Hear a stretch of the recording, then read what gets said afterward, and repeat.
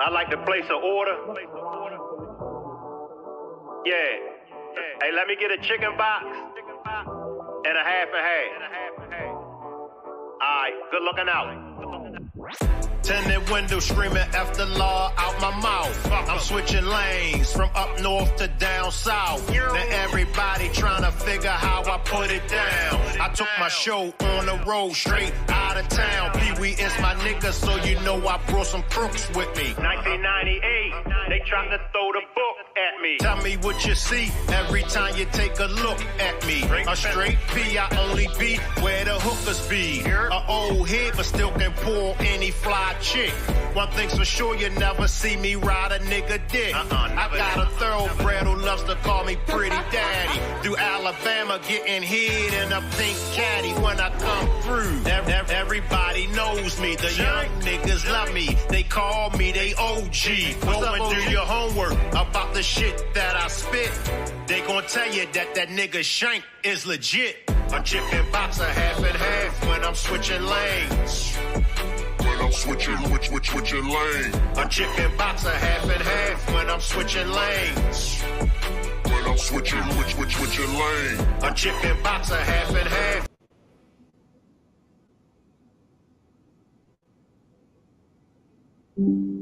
Salute everybody. Salute everybody.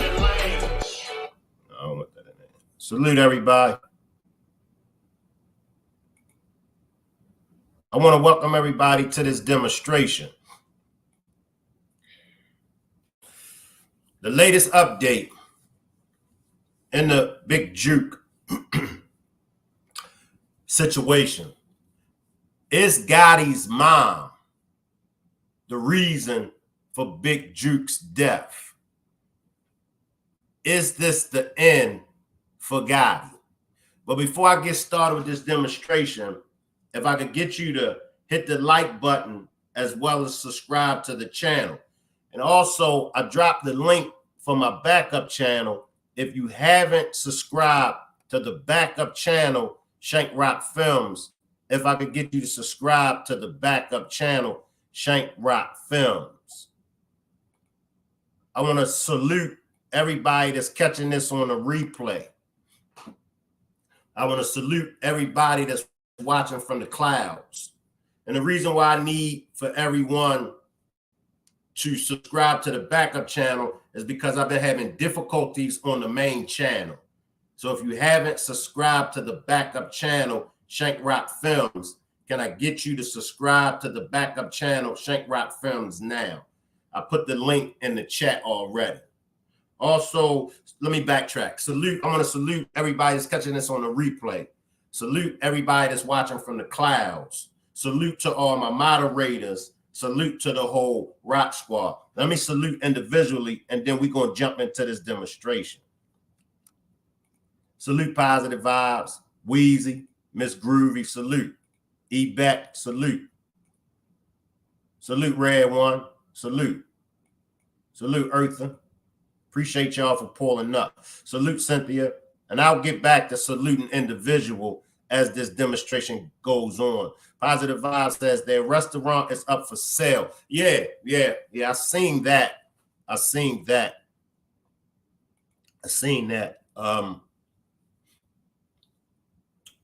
Tanzas. I see you down there, Tanzas. Salute. So, salute Michelle. Some people is going to ask me, Shank, why would you even ask the question, is his mother the reason for Big Jook's death? Some people will say he's a grown man. Salute Pee-wee, salute Roberta. And you know what? You're absolutely right. He was a grown man. So how could his mother, how could him and Gotti's mother be the reason for his death? He's a grown man. He's 47 years old. The choices and decisions that he chooses to make is on his own. I feel you. This is a picture of his mother. This is a picture of his mother. Now, the reason why I'm asking the question, salute Big Pressure. I see you, Big Pressure, salute. The reason why I'm asking this question is Gotti's mom the reason for Big Jook's death is because their mother has been very vocal about her lifestyle. I seen a demonstration that she had done. I believe it was a few months ago. It might have been a few years ago, but she mentioned that, salute beautiful nightmare. She mentioned that when Big Jook, he had Big Jook at the time. And she said that those were her days when she was moving around in them streets. She was, selling drugs. And she said how 3 different occasions, the trap house that was hers got busted by the law with Big Jook in it. She, said for sure, the reason why Big Jook was in that lifestyle, and she admitted it. She, confessed and said the reason why Big Jook was in that lifestyle was because of her. She got him in that lifestyle. Unlike Gotti, the sister, and I think the brother, she was pretty much situated and she was out of that lifestyle when they came along. But she did mention, whereas though with Big Jook, she definitely was in that lifestyle. Let me take positive vibes. Let me see what positive vibes is saying. Salute, Curlin. Positive vibes says, I don't think she is the reason. Jook chose the lifestyle he wanted to live and it caught up with him. And I definitely agree with you on that positive vibes. But y'all let me know how y'all feel first. If your mother, because our mothers are our first teachers. Now, if it's your mother, you're a young boy. She didn't be specific on the age, but you are a young boy. You're a young boy. And your mother bring you into this lifestyle. Instead of sending you that way to school to get an education, or perhaps being a 9-to-5 working man, or maybe starting up your own business and being your own boss, she sent them that way. She molded and groomed him in the gangster lifestyle. Okay, Cynthia says yes. Drop a one if as a young boy, and then we're going to make our way up to the decisions that he made now, because we got to always remember the decisions that we make as an adult, right? The decisions that we make as an adult, depending on our upbringing as a child, is going to depend, not all cases, but some cases, depending on the decisions that we make as an adult, can stem from our upbringing as a child. Now, was it right or wrong for her to put him in the streets? Drop a 1 if it was wrong for her to raise him as a child in the street. Drop a 2 if it was okay. Ms. Groovy says, most mothers want the best for their children, but we also know we are not their only influences in their life. He could have chosen to do something better with his life. Positive vibes, drop the 1. But according to his mother, see, especially when it comes to us boys, as well as the girls also, I've ran across some girls and I've heard the testimony of a lot of prostitutes. I've heard the testimony of a lot of street worker females, and they say that their mother was a prostitute. their mother was a hoe. Even though some cases your parents can be this, but in some cases you could turn out to be that. Big Precious says he dropped a 2. He says, I get tired of people blaming their parents for a small window of life when their parents didn't have their ish together. Kids don't come with instructions. That's a good point, Pressure. That's a good point. My mom didn't bring me up to be a gangster, but I was one in the past, but some can be taught that. Also a good point. Also a good point. Let me ask y'all this.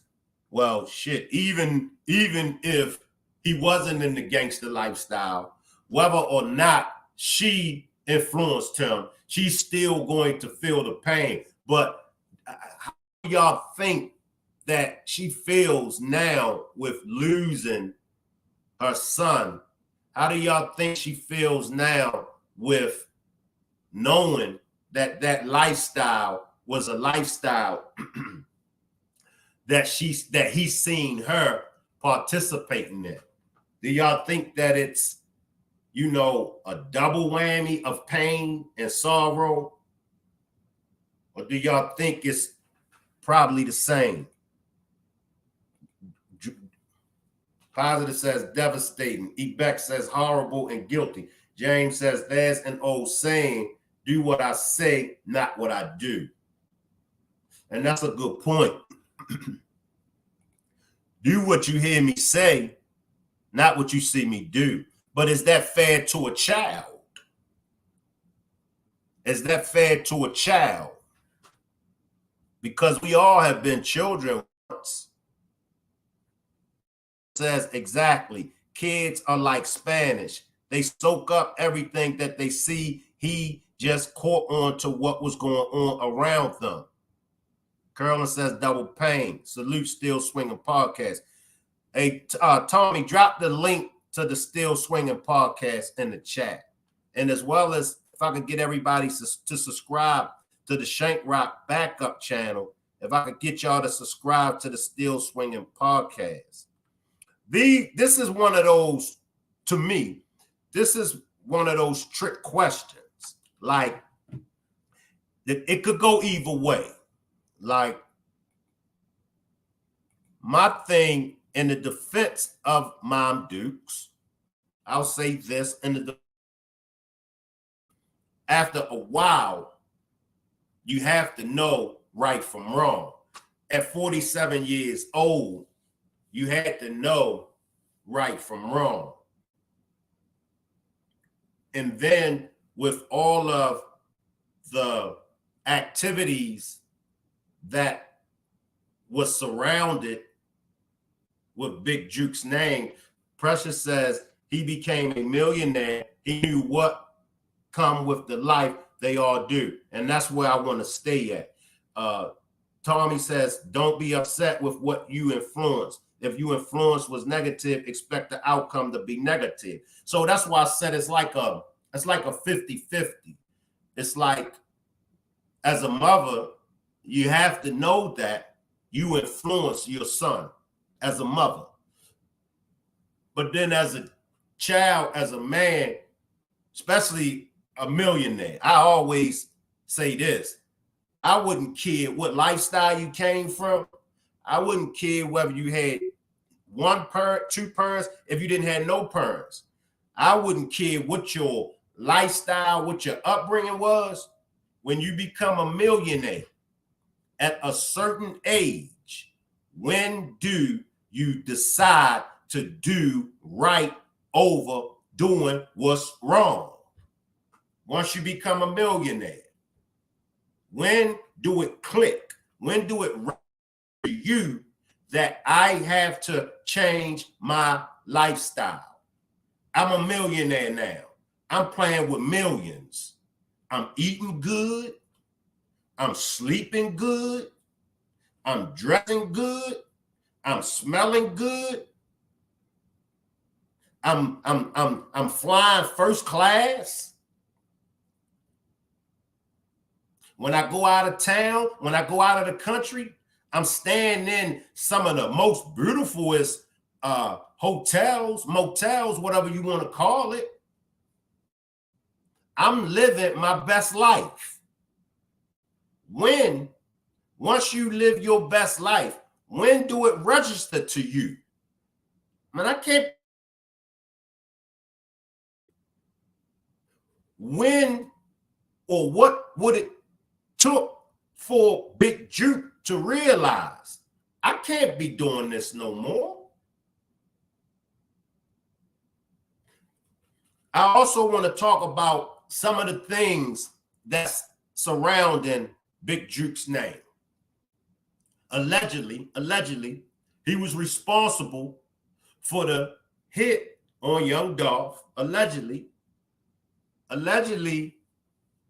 he perhaps snitched on Black.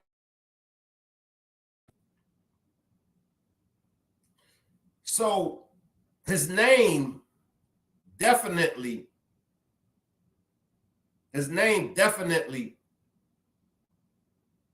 wasn't,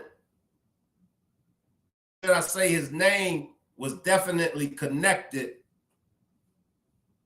to criminal activity. Let's say that. Let's say that his name was connected to criminal activity. As I stated before, I'm playing with millions.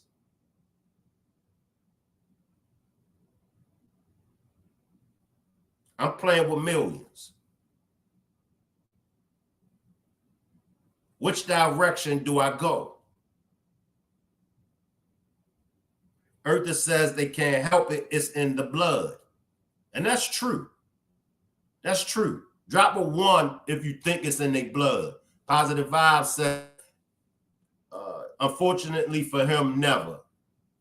Tommy says, like most things in the universe, the energy you put out is probably going to be the energy you get back. The energy Big just put out was probably the energy he should have been looking to get back. And that's facts. Rock Squad, that's not true because I had 4 girls, and I thank the Lord that none of my daughters decided to be hustlers, and they tell me that they are so glad that I'm no longer in the game anymore. And I'm glad that you're out of the game. And it's with the Big Jook, it's the karma that spent the block, allegedly. You know, you out here moving around in them streets like that, you pretty much know. And a lot of drug dealers, not all, but a lot of drug dealers that sold drugs, a lot of them eventually got hooked on the drugs that they were selling. A lot of people that committed killings, a lot of them, they end game was somebody killed them. Live by the sword, die by the sword. Not all cases, but a lot of those cases. So the big question with Big Jook death is, to this day, exactly what was it about, and also who ran the play. It just wasn't no random dudes rolling up and they decided, hey, let's ride down on my man right there, push his wig back, and get up out of here. So who was behind this play? Who was behind the play? Was it the ops? Was it allegedly from Dolph's side? Or could it have been an in-house play? Go to his last Instagram. He posted snakes. Moneybag also, I think it was a conversation that he had with Moneybag. And they mentioned snakes. They mentioned snakes. He definitely knew something was coming down the pipe. He knew. But the $1 million question is, why would you get caught slipping? You know, people say it all the time. I mentioned Malcolm X got caught slipping. No, he ain't. He ain't get caught slipping. When it's your time, it's your time. That's negative. That's negative. We've been programmed. We've been programmed to believe when it's your time, it's your time. That's how we've been programmed. But we control, believe it or not, we control our own destinies. Because if that was the and see what happened to you. You're not going to walk out in front of a car. Why? So it's a possibility that when you get hit by that car, your ass is going to die. So in that situation, you're not going to be slipping. Why? Because you know if you slip and if you walk out in front of that car, it's a possibility that you could lose your life. So when I said Malcolm X was slipping, he was slipping. Malcolm X went out without his security. I know what y'all gonna say, but shame, even if he had security, they still could have killed him. Guess what? We would never know. Malcolm knew he was a marked man. If you know that you are a marked man, you got to have security. It is what it is. Whether you live a righteous lifestyle and you become a marked man, or whether you live a negative lifestyle and became a marked man, you have to have security at all times. Big Jook was supposed to have been moving like the president. Big Jook was supposed to have tight-knit security. He got shot at the night before. That's another reason. Definitely. You got to have tight security. We can't walk around with our chest on swole, people. We can't, especially if we in the light. If we in that life, you can't walk around with your chest on swole like somebody won't pull up and push your wig back.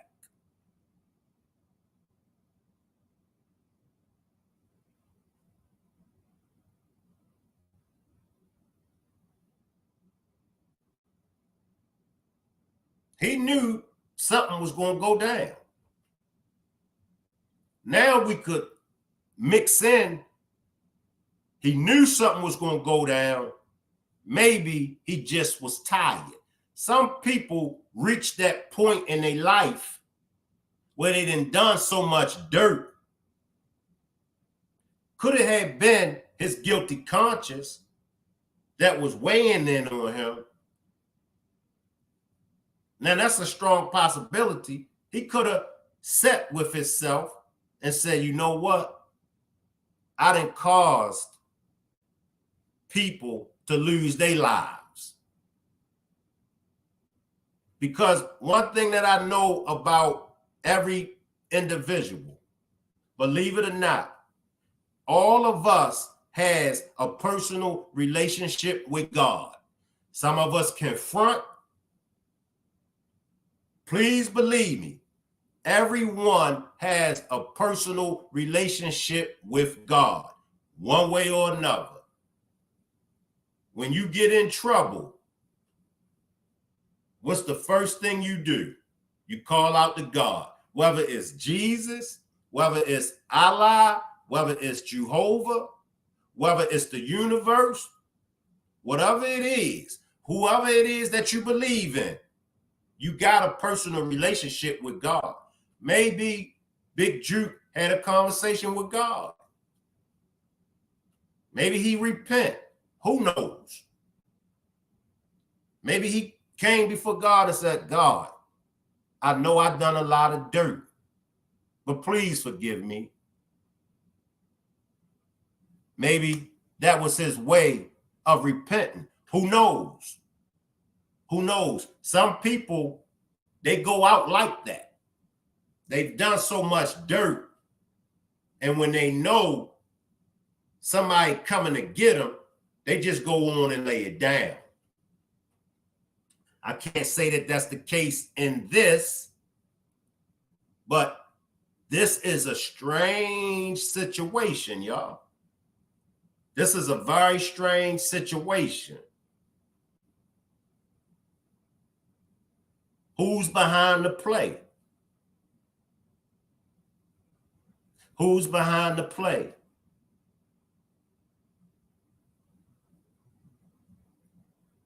Could it have been Gotti? Do y'all really think Gotti would take out his brother?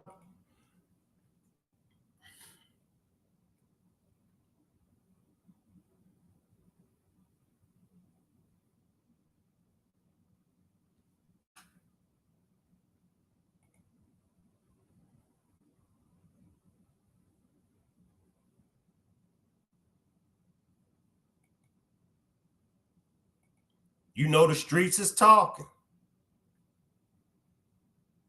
The streets is talking. I believe Straight Drop trial is coming up. Is it in March?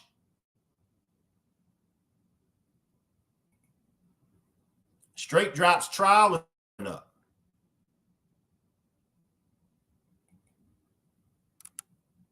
Straight Drop trial is coming up for the killing of young Dolph. Allegedly,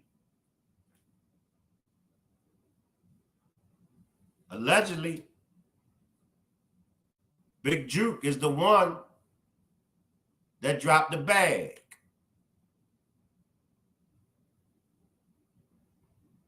Is this the end for Gotti? What's the end game for Gotti? I will be dropping the link in just a few. If anyone would like to join me on the panel, feel free to join me on the panel. I will be dropping the link in a few. So if there's anyone out there that would like to join me on the panel, please feel free to join me on the panel.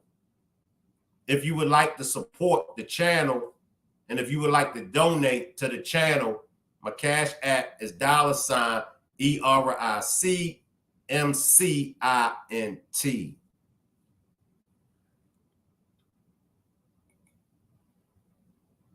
What's going to become of Gotti and Angela Simmons?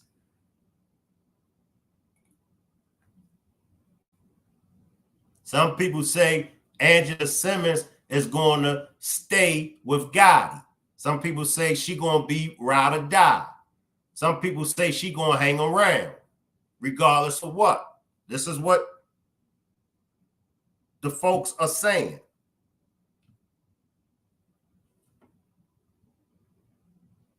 This is what folks are saying about Angela Simmons. She might be ride or die now. But when them people come and snatch him up, it's a different story when them alpha. I know she grown, but how would her family, how would Reverend run? Not even how will Reverend run, not even how will her family look at her, look at herself. Do y'all really think, that this woman right here, do y'all really think, because without Gotti, with Gotti or without Gotti, Angela Simmons can still get money? So do you really think that Angela Simmons is going to take a chance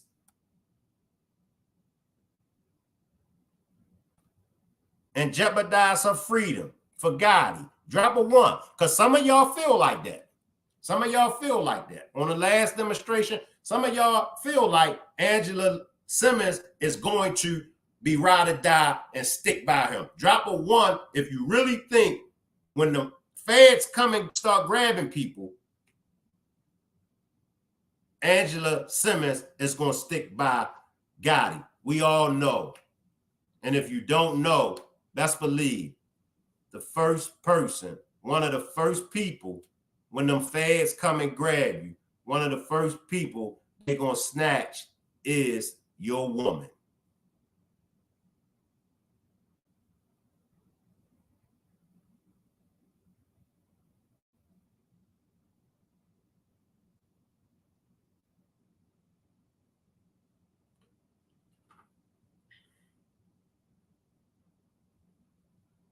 Let me drop the link, y'all. Let me drop the link. I see y'all down there in the chat, but let me drop the link. It will be better if you could just join me on a panel. Let me drop the link.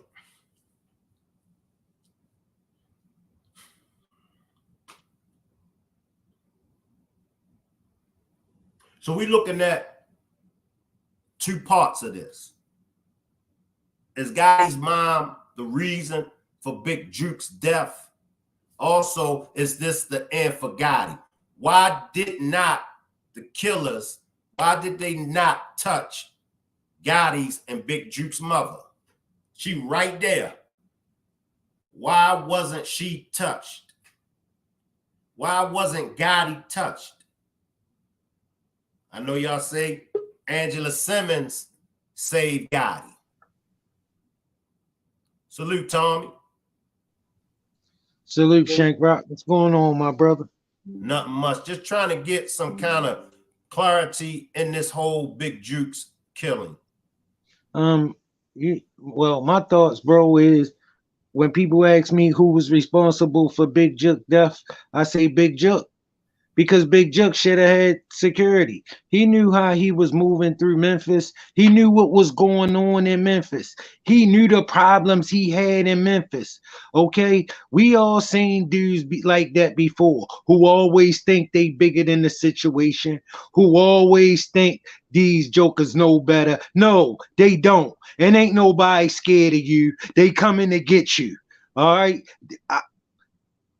We done seen this play ran how many times in our life, bro? I mean, bro, we all know guys who thought they was bigger than the problem. You ain't bigger than the problem, okay? You never bigger than the problem.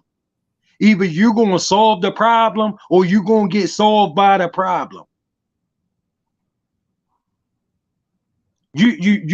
But you just thinking you gonna move around with the expectation that your reputation holds some type of weight that it really don't hold. It just look, bro, I seen this play plenty of times, enough times to know exactly what happened. All right. So when you ask me who was responsible for Big Jook death, I always say Big Jook. All right, because he should have knew better. He should have. And then I heard somebody say, Gotti should have provided him security. Man, that dude rich. Gotti don't gotta provide him nothing. He should have provided his own self with security. Gotti provided. Gotti made sure he was rich. So why did Gotti need to provide him with security? All right, that dude is rich. All right, ain't no way he should have been moving without security. All right, especially through Memphis, knowing the problems he facing in Memphis. All right, look, I've said it before, I say it again. All right, you want to act, you want to play stupid games, you gonna win a stupid prize. All right, now that's what happened with Big Jook, point blank. All right, bro. If anybody knew the problems he had in Memphis, it was Big Jook. Now, you want to walk around thinking people scared of you, people know better, people, you bigger than the problem. All right, well, you know what I'm saying? Expect when it happen, ain't nobody gonna be feeling sorry because you had enough resources to have the kind of protection in place to make sure something like that didn't happen. You feel where I'm coming from? And Yo Gotti is going to prison. We seen this movie how many times? Yo Gotti is going to prison. You can trust and believe. Okay, listen, law enforcement absolutely cannot let that unfold in Memphis. They cannot let Yo Gotti look like the gangster of the century. He is going to prison. Okay, he is not bigger than Memphis. All right. And if you think for 1 second those white folks are about to let you think this black gangster running Memphis, you are out of your mind. That is not going to happen. Yo Gotti is going to get indicted. I promise you. I promise you they are going to indict Yo Gotti. And I put everything on it. I seen this happen before. Trust me, he is going to prison. And I put everything on it with you. He might think he's the king of Memphis, but me and you both know, and everybody else know, there's only one king of Memphis. That's Elvis Presley. And me and you both know we done seen this movie a bunch of times. We already know how it ends. All right, Yo Gotti gonna be in prison. Bro, I don't care if they had to make something up. They sending him to prison. He going to prison. And now that Big Jook is out the way, it's the domino effect. And then I hear, and then I hear people talking about, yeah, well, since Big Jook gone, Yo Gotti gonna just blame it on Jook. And I'm thinking, y'all don't know nothing about law enforcement. No. And you definitely don't know nothing about the FBI. You ain't gonna get to blame it on nobody. You taking that weight. Believe that. I don't care if Big Jook died. That's not how law enforcement work. You just get to blame it on him. Yeah, that might work sometimes in the state, but let me tell you, when you step in U.S. District Court, that means absolutely nothing. That means absolutely nothing to them. It's just going to be one of y'all going to jail instead of both of y'all.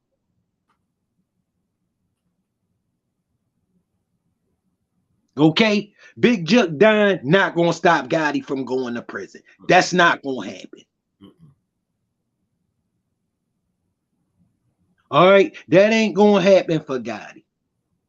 All right? And I'm sure his lawyers is explaining that to him now. That is not how the federal government operate. Both of y'all was involved with it. Both of y'all going to jail. It don't matter if one of y'all died. This ain't the state. You ain't just gonna get to blame it on the one that died. That ain't gonna happen. They get ready to bring a RICO charge, a criminal continuous organization charge. And when they do that, it's an organization charge. You better know they get ready to get hit with that 841C. They get ready to get hit with it. All right, you gonna get that continuous enterprise, that continuous criminal enterprise. All right, y'all about to see what it do. All right, and them dudes that ain't got nothing, that ain't working with nothing, and they just looking at the next 40 years in that box. You think they carrying that? They ain't carrying that. All right. Oh, listen, listen, I will bet you most of everything I own that you got a bunch of them already telling. Exactly. They already telling. They already been telling. All right. So all right, Gotti might go ahead, Tom. Go ahead. Gotti might have thought he was the gangster of the century, but he ain't gonna like when he see that he ain't gonna like when he see that 40 count indictment with them 180 pages of everything he been doing for the past 8 years. You know what I'm saying? He ain't gonna. All right, he might have thought he was the king of Memphis, but they gonna show him who the king of Memphis is. Yo, bro, let me tell you something. When that violence start and them bodies start dropping, you can hang that up. Listen, you ask anybody, they'll tell you money and murder do not mix. You can get the money, but once you incorporate the murder, it is over. It is over for that program. That's why I told you both sides need to sit down. Both sides need to sit down and figure out how they gonna move forward with this. All right, you can try to prove something to the streets if you want. You won't be proving nothing to nobody. I'm telling you that right now. You're gonna be proving how dumb you is. Yeah. Real talk. That's what you're going to be proving. The heat is on. The heat been on, but the heat is on. Y'all got a paper trail of bodies. Y'all got a paper trail of dead bodies. And they gonna give you a sentence so long, everybody gonna forget all about you. You ain't gotta worry about what you was doing, and because I'm telling you, they gonna give you a sentence so long, everybody is gonna forget all about you. All right, trust and believe that. All right, and if you got another thing coming, if you think she about to stick around with God, that ain't gonna happen at all. Okay, she gonna do him just like that broad did. What's his name up in New York? That stupid joker. What was his name a little while ago? Um, what's his name? He was from the Gorilla Apes. What was his name? Young boy or older? Casanova 2 times. Yep. He gonna she gonna do him just like that girl did him. She gonna stick around as long as the clout lasts. As long as she gonna get clout. As long as she getting some clout for doing it. But soon as that clout in, well, she gonna be gone before that. But she gonna keep up the appearance until ain't nobody paying it no more mind. And that's just how it goes. The streets is undefeated. That's just how it goes. I can't change the rules. Tommy can't change the rules. You can't change the rules. He, she, Gotti. That's just how the streets go. The streets is undefeated. Bro, and Angela Simmons, look, girls just want to have fun. And the last time I checked, a nigga in the penitentiary ain't no damn fun. All right. So look, you can keep miss me with that. Oh, she gonna ride it out. She is not about to ride that out. All right. And I'm gonna be the first to tell you she shouldn't ride it out because he had every opportunity to make the right decisions. And he made the wrong decisions at every turn. Okay. This didn't have to be his fate. All right. It's some jokers in the penitentiary that had to be his fate. He not one of them, bro. Let me grab a comment. Big Pressure, I seen you was trying to come up though, Big Pressure. Let me grab Big Pressure because he was trying to come up at the panel. Big Pressure says if they had Gotti, they would have been already indicted. You don't know how the feds work. It don't work that way. Hold tight. Yeah. If they had Gotti, they would have been already indicted. I don't think Gotti didn't have nothing to do with any of the mess. This may have been Jook issues the whole time. I do believe that Gotti got some kind of involvement. I do believe so. Now, when it comes to this play that was ran on Big Jook, I don't know. But I do know that Gotti's hand definitely is dirty. Come on, Tom. And if you think that's how the feds work, see, I got 2 federal ID numbers. No, they wouldn't have came and got them. No, they would. See, that's one thing you gotta understand, homie. They got plenty of time. You don't. You don't got the time. They got the time. They got plenty of time. Okay, they are sit, and they are sit because they gonna get everybody. Tommy, let Cynthia slide in. We got a new person on the panel. All right, go ahead. I'm gonna drop down, Shank Rock. Salute, Cynthia. Salute, Mike Shank. Talk to me. It's just that it's the life that they live. They were brought up. That's just how it is. Some kids are just the life that they live, brought up in. So. And that's so true because as I stated earlier, his mother said that out of all her children, it was him when he was young. He was in the life with her. He was young. She said 3 times on 3 separate occasions that a trap house got busted. She said Big Jook was there. He was in the trap house. Right.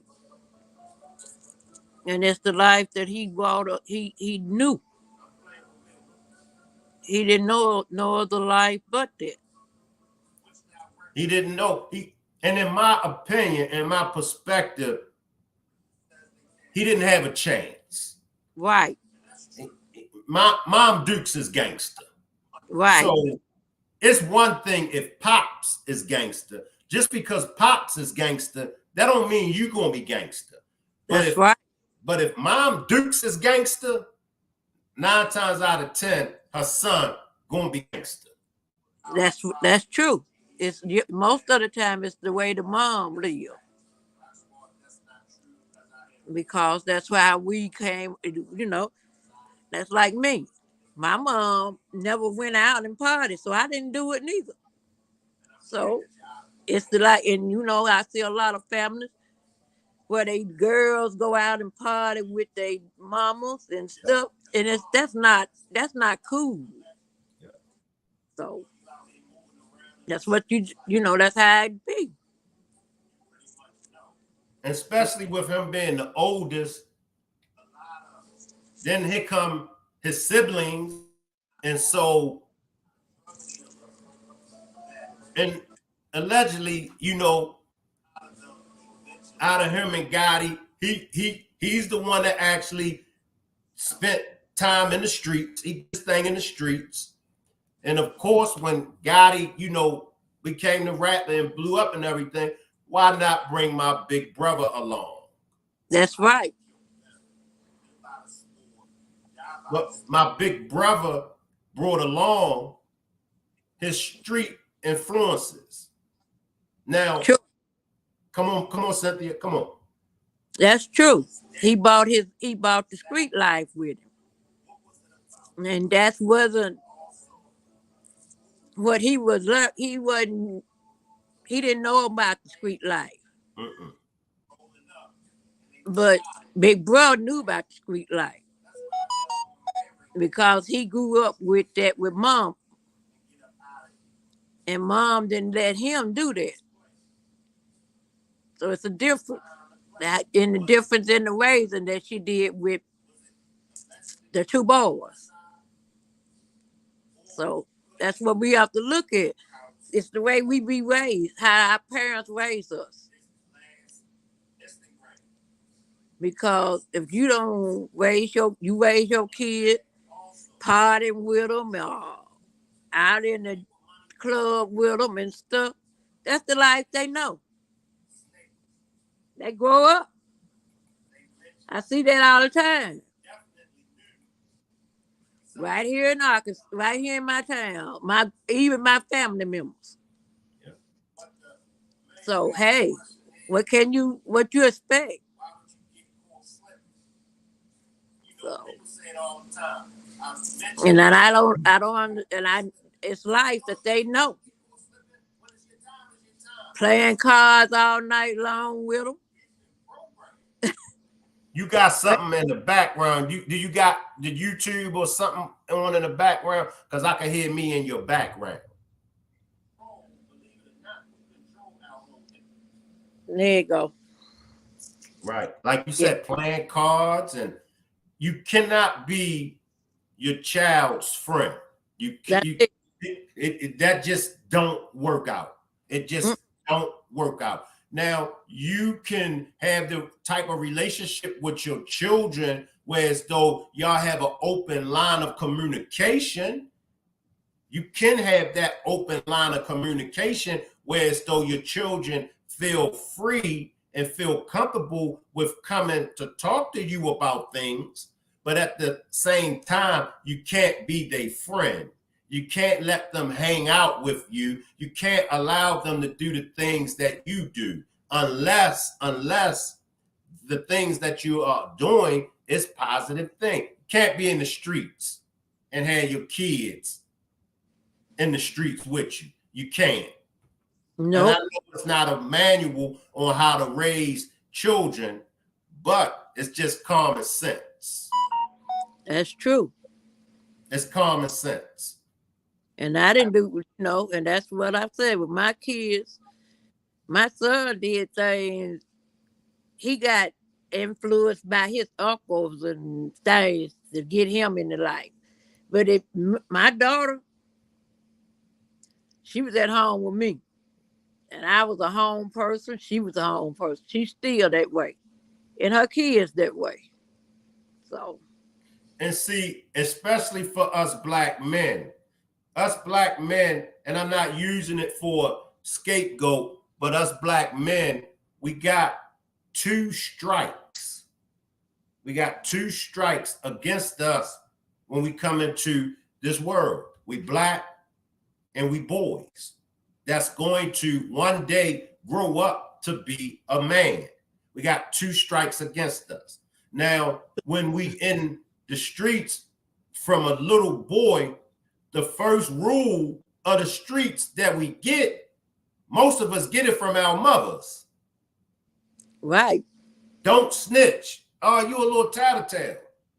That's the first rule that most of us get. And we get that from our mother. Then for most of us, we get being a player. Believe it or not, a lot of the black mothers, what they say about their son, oh, my son gonna have all the women. My son gonna be a little pimp. We can't, as mothers, can't tell your sons that. Because you're programming him. That's true. You know, and it's not to bash moms, but it's just to shed the light on some of the things that moms do in our community that is wrong. And there are a lot of things that us as men do in our community as fathers that's wrong. Because just as well as the mothers raise their children to be in the streets, you got some fathers that raise their children to be in the streets. I don't want my son to be soft. I want my son to be tough. You got some fathers like that. Some fathers. Come on, Cynthia. Come on. You right about that. Because my son, daddy, and uncles and things, they were like street. That's where he got his from. You know, and he didn't get it from me. He got it from his side, the daddy side of the family. And then when he got killed, the daddy was mad. But then he said, I the one did so and so. He was mad at me. But for what? He was like you. So I can't. Why get mad at me? He was with you. The life you had him with had done got him started in a young age. Right. So.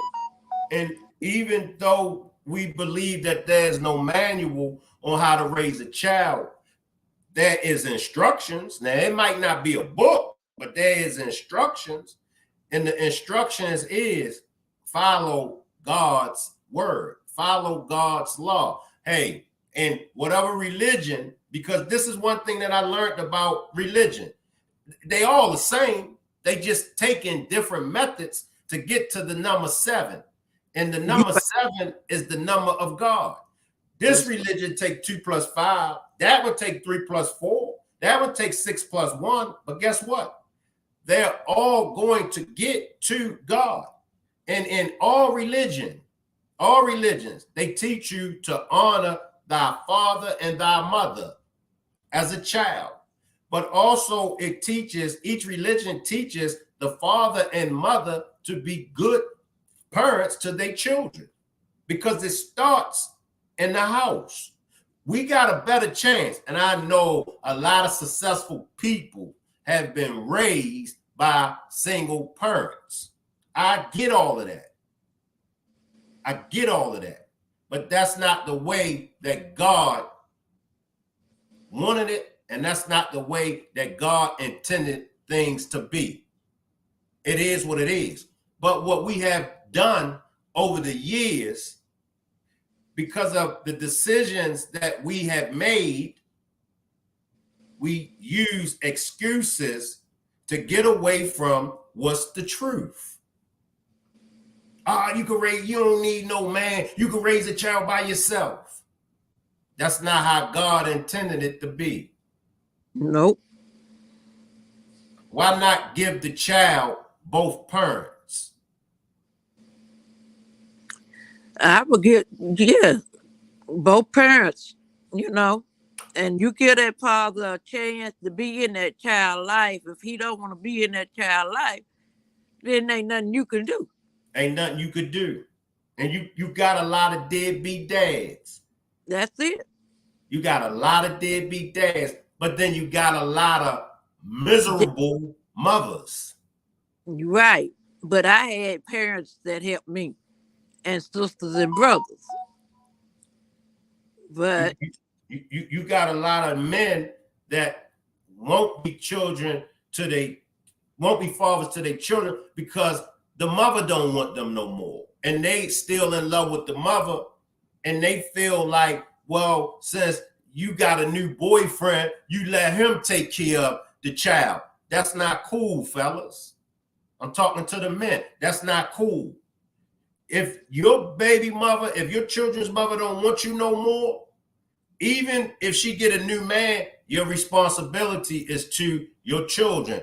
The children is not my man's biological children. Now the stepdaddy, he gonna come in. Most stepdaddies gonna come in and play their part. But fellas, it's not up to that man to help your child's mother raise that child.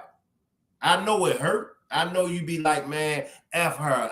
She don't want me no more. Because you got a lot of men out here that think like that. They think just like what I just said. They don't want to have nothing to do with that child because the mother don't want to have nothing to do with him no more. And that's not right. That's not cool. I agree with you. I would agree with you. And we know a lot of things that's affected in our community. And I teach this all the time and I promote this all the time. A lot of the issues that we're faced with in our community is because of the man.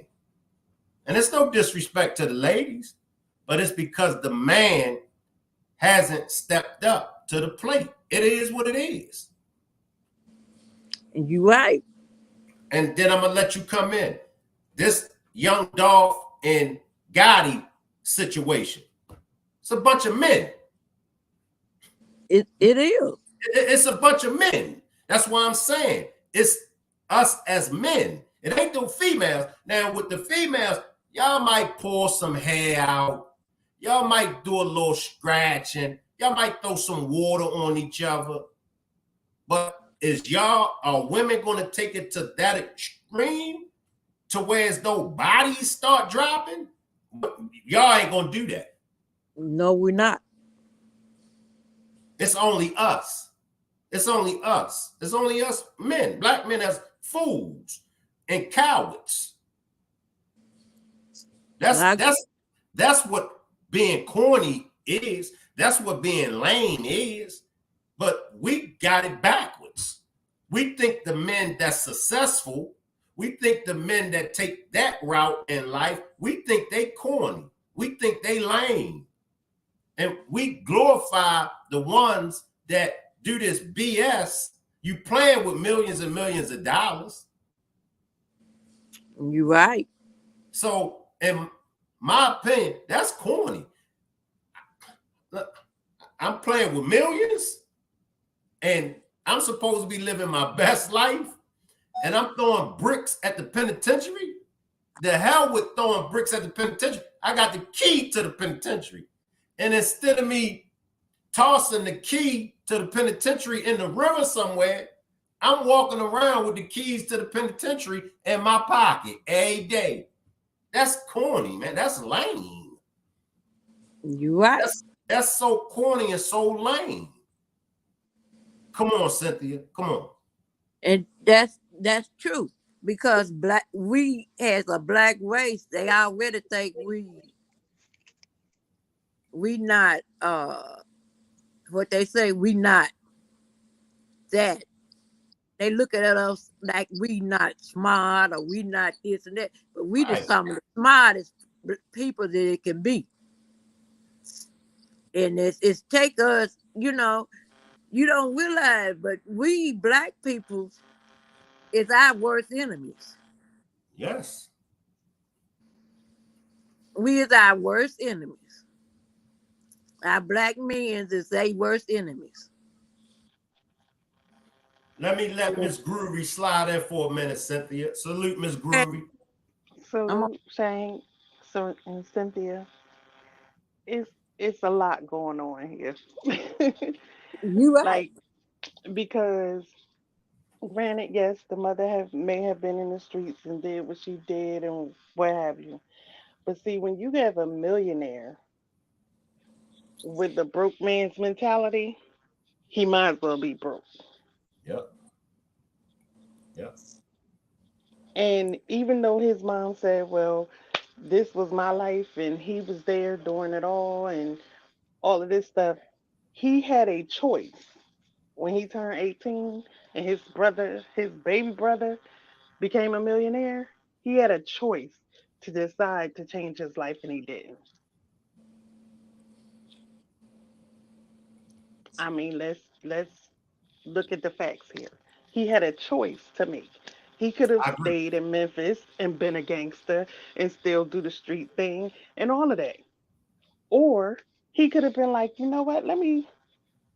Okay, I got $1 million in the bank. Let me take some self help classes. Let me go back to school. Let me do this. Let me start a business. Let me do that. He could have done anything in the world with $1 million at the time that he received it. And he still chose the street life. So he might as well had still been a street person. Now, the people who took his life, no, I'm not giving them a pass because they are kind of in the same boat. And the crazy thing is, the guy that you showed in the picture, Shank, the Uh-huh. young guy, Uh-huh. if I'm not mistaken, if my mind serves me correctly, and I believe it does, that's the same young guy who was in a picture with Dolph. You see He it? was in the guy picture that you just sent. I mean, that you showed up. You, Yeah, you see, that's straight drop. that's exactly. that's who going So on trial. That's and I'm gonna let you come back. But that's who's going on trial in March for the killing of young Dolph. right. Straight drop. Come on, Miss Groovy. Come on. So that lets me know that he was in Dolph's camp, Mm, not in Yo Gotti's. mm. This was somebody that Dolph knew.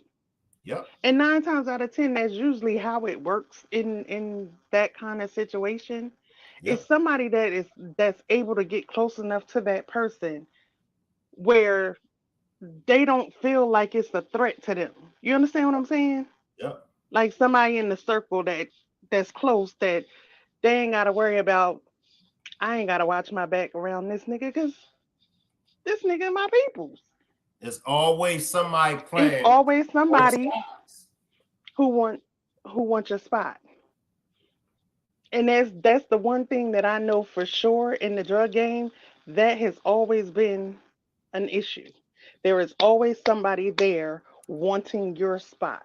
If you making the most money on the block, guess what? They about to set you up. Why they about to set you up? Because they want your spot. They want to be the ones making the money on the block. Or they want to be the ones that's supplying the block. So it's always going to be somebody out here that want to take your spot. So what they gonna do? If all the low lives get together and they take you out, guess what? They all get a raise. How do they always all get a raise? They all get a raise because now they're gonna take your customers because either you're laying in a hospital in critical or you just lost your life. So now your customers are gonna have to go to them because now you're no longer there. So everybody just got a raise. But just like I wrote in the comments, the streets is undefeated. The streets don't owe nobody no loyalty, and the street always wins. Period. Point blank. I don't Say it care again. if you a millionaire or you got $1 in your pocket. At the end of the day, when it comes to the streets always gonna win. Say it again. The streets are always going to win. The streets have been here before me. The streets Mm-hmm. have been here before Miss Groovy. The streets Exactly. have been here before all of us. And guess what? When our asses is gone, the streets is Still still gonna be there. going to be here. The streets is undefeated.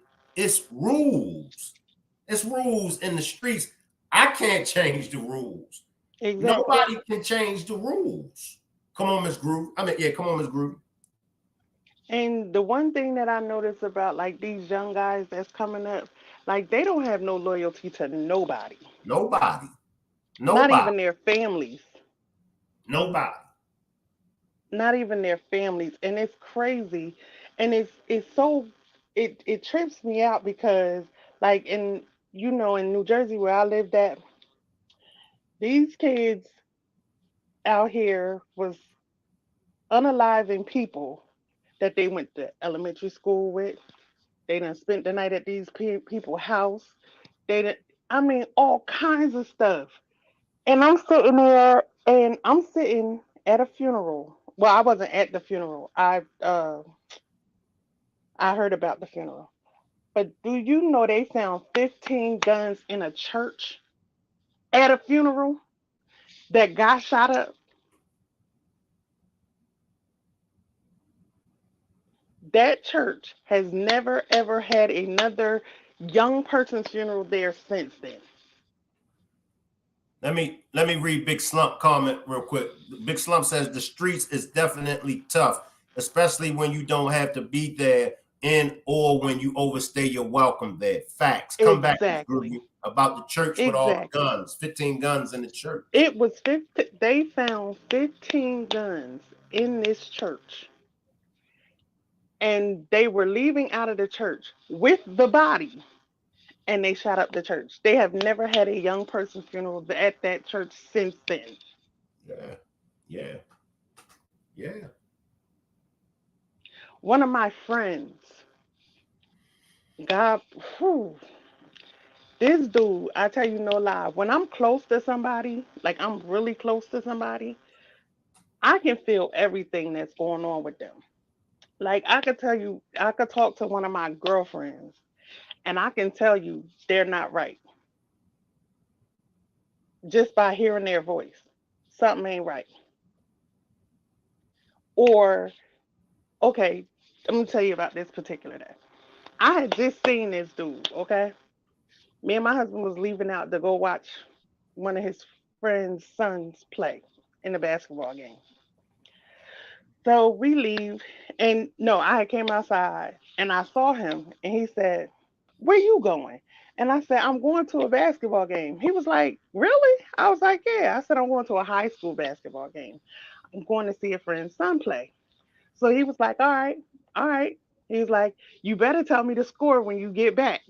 So I Mm. was like, "Okay, cool." Me and him went to school together. We've always been cool and close. Do you know that night when I came home from the basketball game, I had just changed into my pajamas and I was sitting on the side of my bed. Not only did I hear the shots, Mm. but it felt like something was punching me in my chest as he was getting shot. Mm. The next in the next few hours, I was getting phone calls and people was telling me who had gotten shot. And I was like, "No, I just saw him like 2 hours ago." Like I lost it. So the day of his funeral, we go to the funeral home because it's a nice sized funeral home, but the amount of people that came to the funeral, that funeral home was not equipped. Mm. So I was talking to the actual funeral director, and he asked me one because he's really close with my family. Like he's buried almost everybody in our family who passed away. So he said, "Miss Groovy," he was like, "Are we gonna have problems here?" And I looked around and I said, "No." He said, "You sure?" I said, "I'm 100% positive." I said, "One, because the person that's laying in there, he wasn't that type of dude." and they not gonna let that happen. So he was like, okay. He said, I'm gonna take your word for it. I said, okay. All I did was I walked around and told everybody that was drinking, make sure y'all take your bottles with y'all in your car. I don't care what y'all doing, how y'all do it. Do not smoke in this place. And if you drinking, you better take your bottle with you when you leave. They was like, okay, Kim, cool. So we're leaving to go to the cemetery. Everybody who said that they was gonna take their bottle took their bottle. Everybody that was outside smoking made sure they cleaned up what they messed up. We was getting ready to walk out of there. He said, I cannot believe it. I was like, what? He said, you said everything was gonna be all right. I said, he wasn't that type of person. Like he was the silly person. Like he was a street cat, but he wasn't a street cat to the point where like nobody liked him. He was the kind of street cat that everybody liked and everybody was cool with. And come to find out, he was killed over a girl, Mm. which was stupid as hell to me.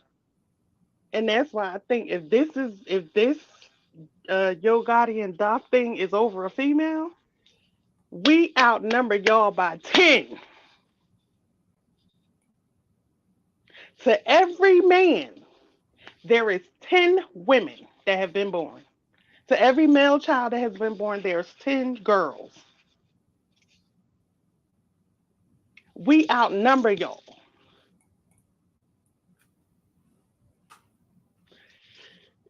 If there's a woman out here whose stuff is that great that will make you hurt and unalive another man, something's wrong with you.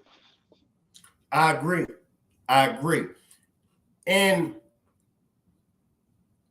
a lot of it got to do with the way that they are raised. A lot of it got to do with the way that they were raised. Most of them are soft. Hmm. Most of them, Weak.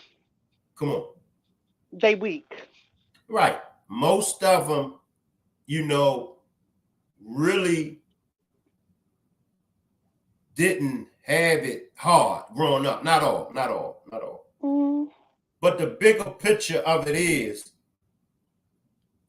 most of them jumped off the porch Too without soon. knowing the rules to this. Like I just go back to the first generations and the second generations of the streets. Like with us, really had to be what you said you were.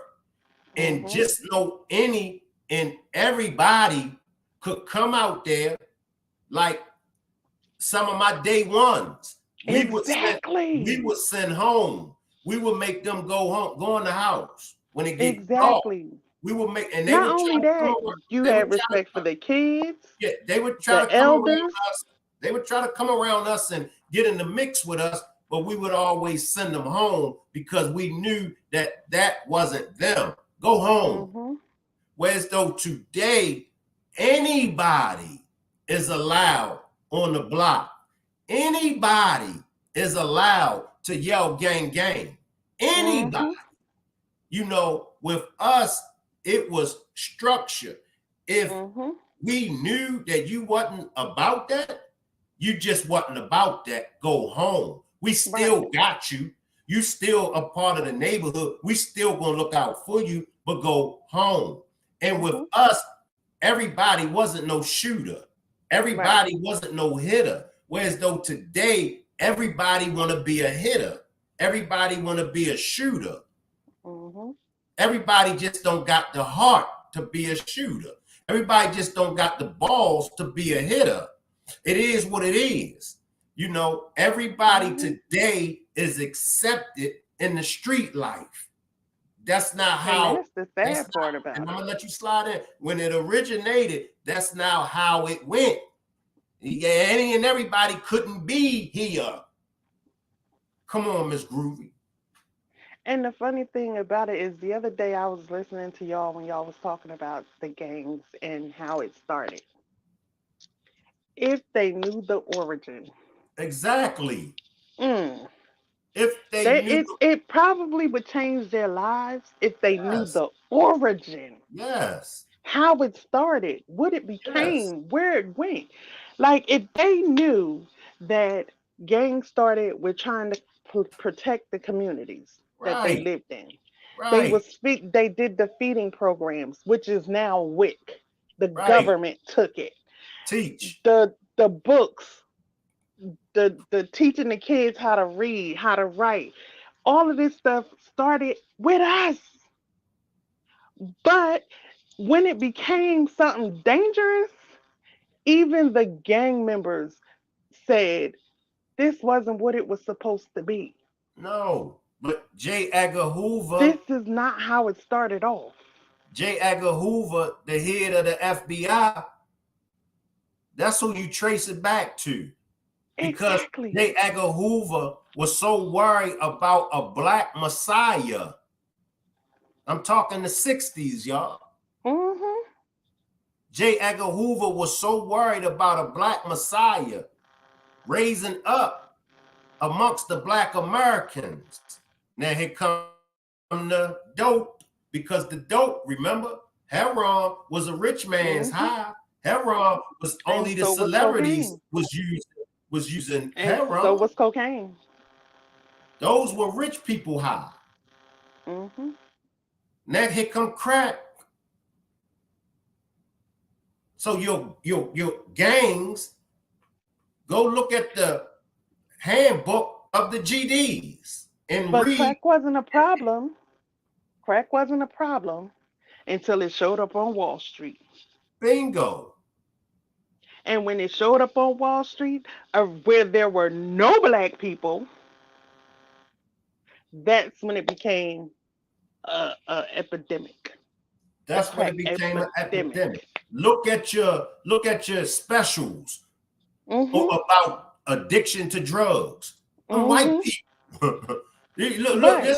Look at the special. Look at the TV specials and the reports and all of that. When they talk about it being an epidemic, it's white people using. But when Mhm. it wasn't white people using, it wasn't an epidemic. Like, okay, let's go into some more history about the drug life. Okay, pills. Pills was not our issue. No, We wasn't popping pills and drinking wine and overdosing and all of that stuff. We wasn't doing that. no. That was them damn housewives of them powerful people that Teach, worked in Wall Street. teach. This is true. That was their stuff.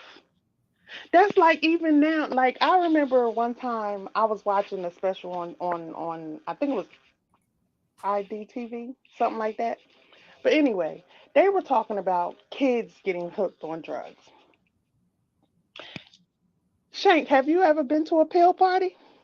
No, because that Have was you never ever my heard thing. of a pill party? No, no. I was long gone out of the streets when the pill party wave came in. I was long gone. Okay, for those of you who don't know what a pill party is, a pill party is when the kids 17 and under get together. But what they do is they go and they raid their parents' medicine closet I heard about that. Wow. and they dump all the pills in a bowl or in a glass or whatever. Something big enough to mix them all together. These kids don't know if they taking blood pressure medicine, pain pills. They don't know what they taking. But all they got to do is stick their hand in a whole big old bowl, take some pills out, take them, and 9 times out of 10, somebody overdoses. But Wow. not uh that's not us. No. We don't No. do pill parties. Let me slide in and read Samson's comment. Samson says, Yo Gotti was messing with Gucci baby moms before Dolph dissed him about his Gotti and Gucci separate, and Dolph and Gucci got closer. See, wants a female. It's See, here we man, go again with this female. yeah, it's But see, my thing is this.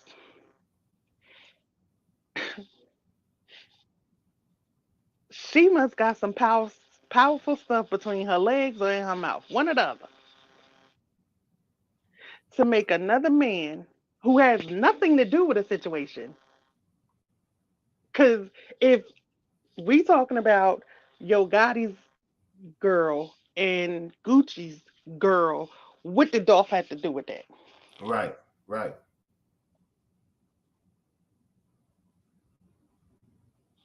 And to go back to what you were saying, I think it was last night when you were saying that the clip that you played with Dolph saying something about Mm-hmm, Gucci Man dissing his people or whatever. mm-hmm. To me, it sounded like he gave Dolph a compliment. Right, Gotti. It And was he Gotti was and not Gucci. saying, It was Gotti giving his right, people or giving him compliment. Right. right. I I don't. felt like he was giving him a compliment. Yeah, And he yeah. was just saying to him, like, you're established, bro. Right, right, I don't have to stand like I don't have to stand and supervise you. You gonna right, come in here and get it done, and I right, ain't gotta worry about it. But right, with them, I'm still spoon feeding them right, and right, making them have to come to the studio and all of this and that. He wasn't. He was saying that's I don't have to worry about that with you. right. That's But how I with took it. them, I'm still, you know what I'm saying. I'm still coaching them. Right. It's not like he was dragging his people for filth. It's not like he Right. was saying, man, they some broke ass, fake ass Negroes. Man, they some Right. sucker ass type Negroes. Nah, nah. Now Right. that's when you be worried. Like he's sitting up there drugging his partners in them for filth. So I can imagine how he would drug me or drag me. It's like you said, and like many other people said, he was Gotti was just giving Dolph his flowers. Drop a one in the chat if y'all think when Gotti was talking to Dolph and letting Dolph know, look, I don't have to spoon feed you. I don't have to hold your hand. You already established. Whereas though my other artists, I still gotta hold a hand. Drop a one in the chat if y'all think that it was a compliment. Because I'm with you, Miss Groovy, and a lot of other people felt the same way. Like, Gotti was just giving young Dolph his flowers. Come on, Miss Groovy. That's the way I felt. I just felt like he wasn't trying to be negative. He was just telling him, I know you gonna come in here and do what you gotta do.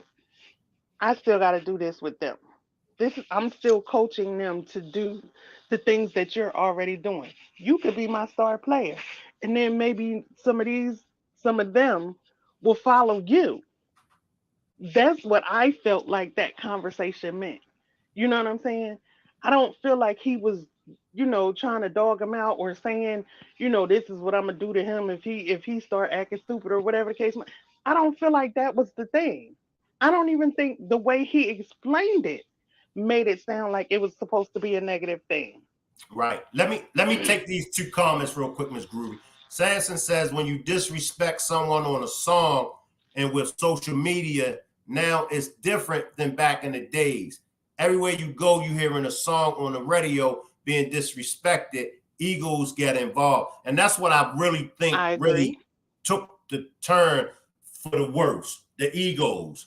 Big Pressure says a one, but regardless, that conversation should have never left that room if Gotti said that. I'm with I you as agree with well, that too. Pressure. I'm with you as well. Sansa says, one, you're right. Dolph was too disrespectful on the media and like Dolph. And that's where I seen it going in left field, whereas though, I mean, in Gotti's defense, it's like my man Dolph taking shots at me.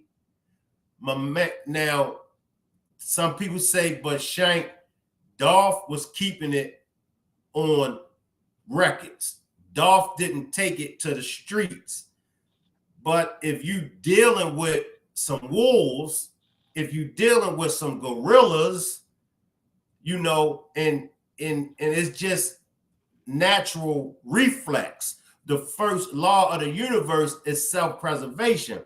So Mhm. now if Dolph, if he's pushing that line, if he's pushing up on Gotti, I mean, can we blame Gotti for For getting clapping back. clapping back? I mean, and this is what I always tell people. You can't get mad at the clap back.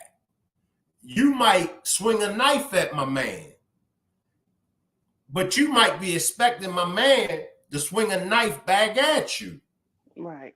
But my man, he might be on that gunplay tip. My man might be about that gunplay. That's why I tell people, be careful who you mess with. Be careful of the tree that you bark up. You might be a pit bull and you might bark up a tree and it might be a lion up that tree. Pit Mhm. bull bad, but the lion is more bad. The lion gonna eat the pit bull to the bones. So Mhm. let me cut. So okay, Felix says Dolph was in it to be a boss. That's why he wanted to do his own thing, and I get that part. I get that as far as not signing with Gotti. I get that. You know, do your thing, but when you dissing people, and then you know, especially with Gotti, he representing this, you know, and I tell people all once again, if if you pushing up on a gangster, if you trying to test a gangster, that's the wrong thing that you could do is Absolutely. test another man's gangster. That's the wrong thing you can do. You giving that man the right to clap back. I You, tell people this all the time. You can't slap somebody and then tell them how mad to get. right. Oh, you need to be the bigger person. Nah, you tell that joker to be the bigger person. It's just like with me. I use me for an example. Like when the content creators used to take shots at me and sneak diss me, and when the content creators used to come for my head and everything, people would always say, Shank, don't entertain them. Shank, be the bigger person. And what I would always say, Miss Groovy, you go tell that motherfucker to be the big Mhm. person. I'm coming, Miss Groovy. Let me grab this comment. Sansa says, they say sticks and stone will break my bones, but words don't hurt. Words hurt me. I don't play your mama jokes. I'll hurt you. I lost my mom as a youngster, but the disrespect I don't tolerate. And I'm with you, Sansa. Absolutely true. I lost my father. I lost my pops when I was 9. Now, and all my day ones can tell you, they could crack on me about all of the above. They could roast what I had on. They could roast my house. They could roast me about whatever they wanted to roast me about. But you couldn't talk about my father. You Right. couldn't crack on me about my father. So it's like, you know, I'll say it again. If you test the gangster, you gonna get, it's like knocking on the devil's door. You keep Mhm. knocking on the devil's door, he gonna open it up eventually. Mhm. You're right. Now, That's just come that's on, just like come on. When I lost my first daughter. Me and my sister got into an argument, right? And she said to me, I thought you was only here till you got over that little baby. Mm, And mm, when she said that, I mm. literally had her up against the wall off her feet with one hand. My mom walked in the house. My mom just happened to walk in the house. And that did something to me. And I said to myself that day, I said to her, I said, that little baby was your niece. And that's how you feel about her? Is you reduced her down to that little baby. I would never have done that to anybody because how you feel about your situation or how you feel about something that you lost, I would never trigger you with that.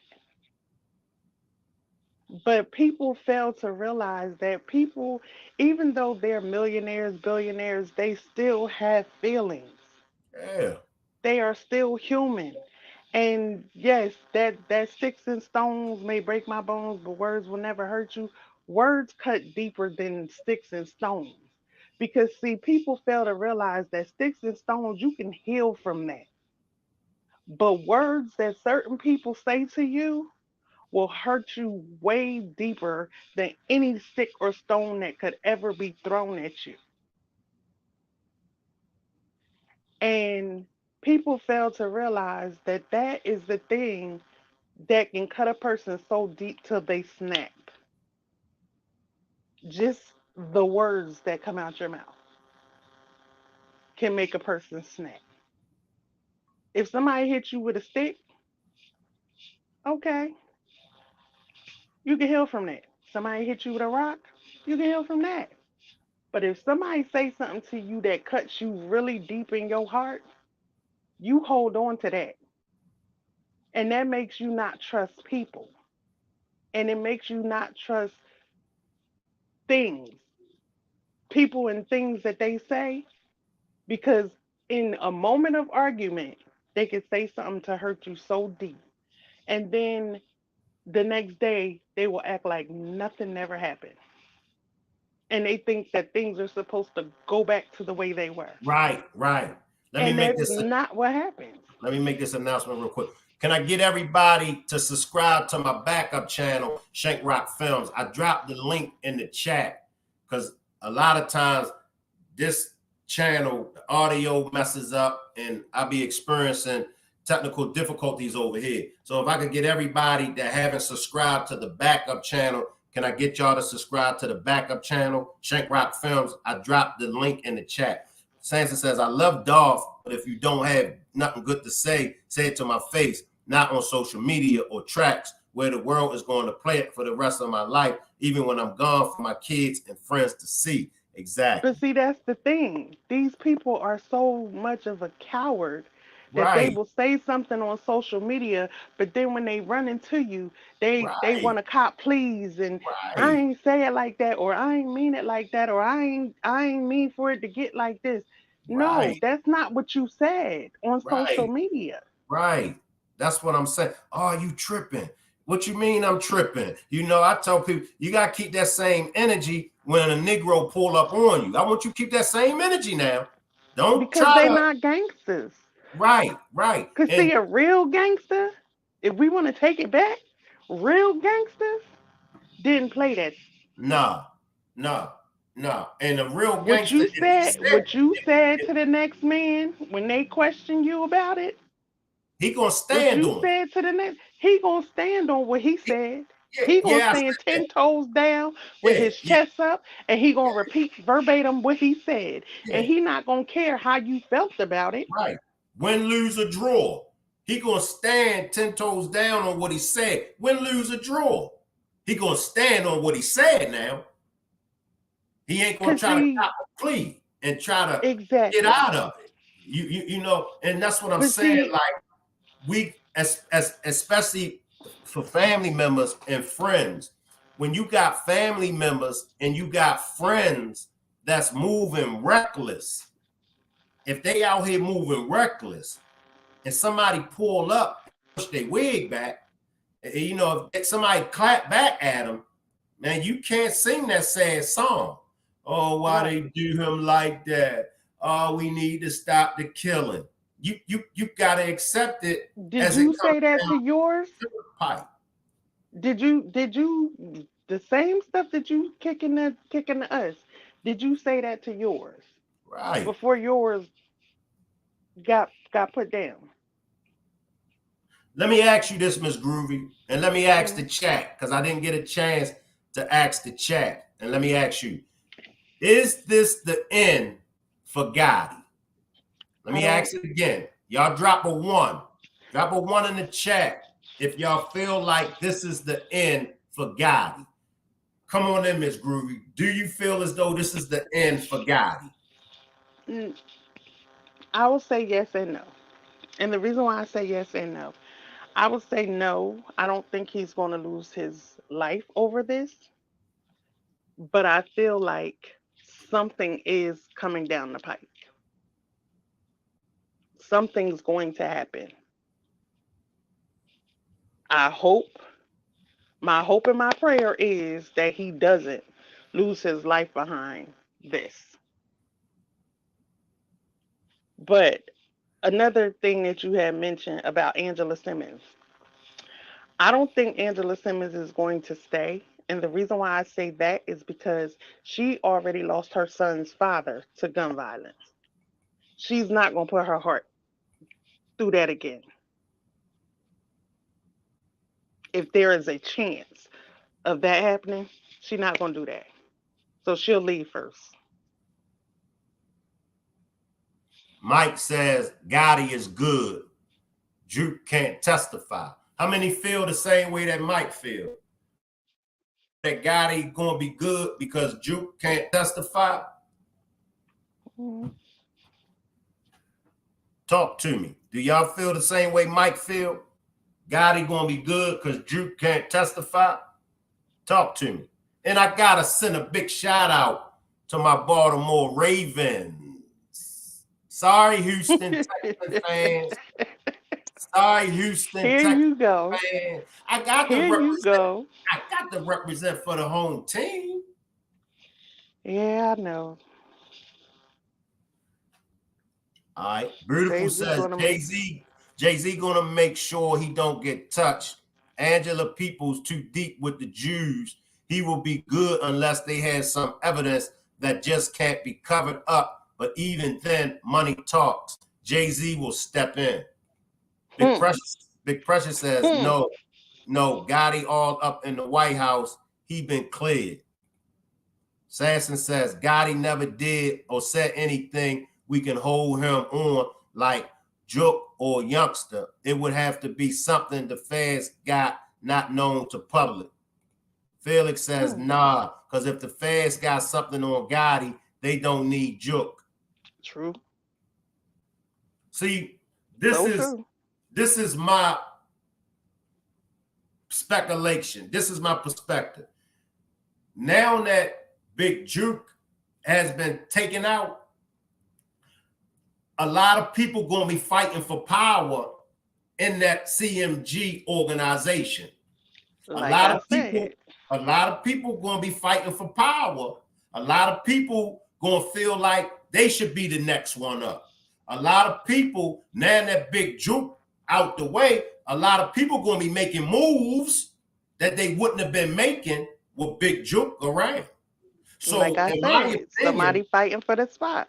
right, in my opinion, them dominoes getting ready to start falling. You got informants that's in the crew.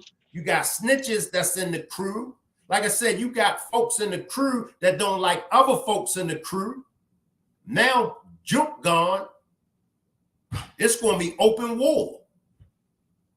Come on, And Miss see, Marie, one drop thing the war. about it though, they when a war happens, right? Nobody wins. Nobody wins. Take by the Lake says they got Jook phone, so Gotti better hope so. Come on, Miss Groovy. When a war happens in the streets, nobody wins because you got more families losing loved ones behind a set, behind people that they haven't even known half of their life. Excuse me. But my thing is this, I've seen too much in my life to say that some we know something is going to happen. We know this for a fact because at this point the way it's looking, they're going body for body. That's just what it's looking like right now. Memphis is going to be on fire. Now, with all this that's already started, this is This is just the beginning. Right. It's the beginning. Let me read this set from Samson. If Jook is the balls and muscle, Gotti gonna have some serious power struggles in the camp. I don't know how Gotti is in real life. And that's all I'm saying. It's like the muscle gone. It ain't a secret. It's not a secret that Jook was the muscle. Everybody know he was the muscle. He gone. So it's going to be a power struggle. And now you gotta remember, Feds is watching. Feds is listening. And if it's one thing that we know, when a murder happens, the streets start talking about that murder. Yep. Huh? When a murder happens, the streets start talking about that murder. Feds is listening. Feds is watching. Feds is recording. Feds is taking pictures. What you think the conversation is about in the CMG camp? Who was responsible for it? You don't think they talking? Feds listening. We talking about it. Exactly. And we are only assuming. But imagine the players that's involved. Imagine the players that's around it. They talking. They talking on their phone. They shooting text messages. Right now, whoever it was that laid Big Jook down, they done told somebody else. And that person that they told then told somebody else. Who y'all think listening? The Alphabet Boys. That's how this thing works. That's how this thing works. I done had enough cases to know. I've been around enough major players and studied their cases and learned their cases and had them tell me their cases to know after every homicide, after every unaliving, the streets start talking. Pretty much. And in this case, the feds is building, if they ain't already got a RICO charge against Gotti, they gonna come with it. They not gonna sit back and let a black gangster run the city. The city. Tommy mentioned that. They're not going to do it. Trust me. Trust me.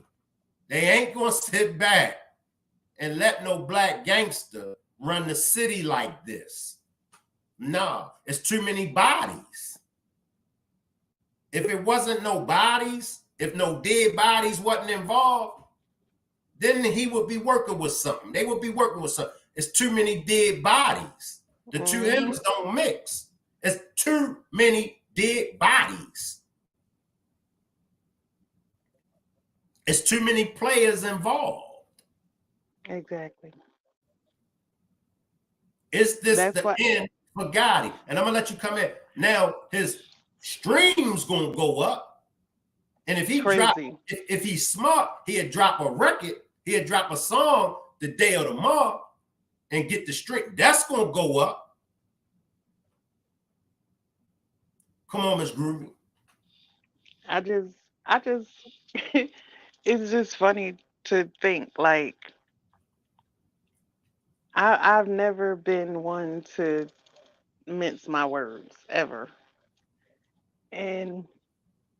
But I know when you're dealing with people's loved ones, you have to have some decorum about yourself. And so with that being said, people just have to look at this and say, do we really want this to happen? Right, right. Like, the people in Memphis really need to stand up and be like, we can't continue to let this happen. We can't continue to allow this to happen. They're taking our children. Memphis is so infested with gangs. It's a gang culture. And that goes way back to the 80s, the 70s. Right. Memphis is one of them cities. Is the population, I believe, is what? 90% of the population in Memphis is black. I know it's 80 to 90% of the population in Memphis is black. Right. So that's what running Memphis. And it's been going on for years. It's been going on for ages. The gangs run Memphis. But now when you trying to take the gang activity to a larger scale, as long as it just stays minimum. But this right here, you got Angela Simmons' name in the equation. It's going to make press. They call that bad press. Just Her because dad ain't having that. Just because Angela Simmons was there. See, Angela Simmons, she was there. And her dad is not having that. No. He is a pastor. Yeah. Yeah. You don't think the feds then visit Run? The feds then had a talk with Run. And if they haven't, they on their way to have a talk with Run. Is it anything that you could tell us? He's a pastor. So off the rip, they're going to play chess with him. They're going to let him know his daughter is somehow mixed up in this. They're going to show Reverend Run some pictures. What you think Reverend Run going to do? He going to talk to his daughter and be like, The Alphabet Boys showed up at his this doorstep ain't happening. with some pictures of his daughter. Let me show y'all. The Alphabet Boys going to show up at Reverend Run's house. All right, beautiful. With pictures of his daughter with this thug. See, the thug, they already know the thug going down. But they going to use Angela Simmons as a pawn. Her dad ain't letting that happen. Remember when I talked to y'all about chess? Her dad, her uncles, they not letting that happen. They're not going to let that happen.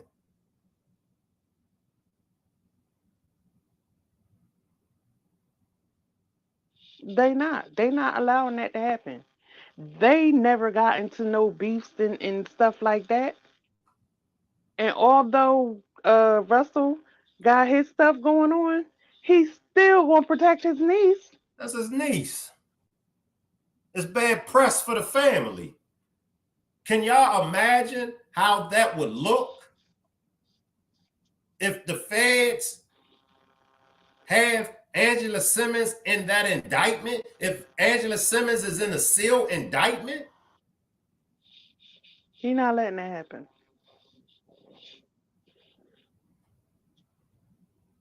He's not allowing that to happen. Trust me. What you think what you think Reverend Run gonna do? It's bad business. It's bad press. Not only is he gonna tell Angela to come home, he gonna bring Gotti in the office and be like, yo, let's not forget, I ain't always been a reverend. Okay? You're not about to play with my kids. He don't play about his kids.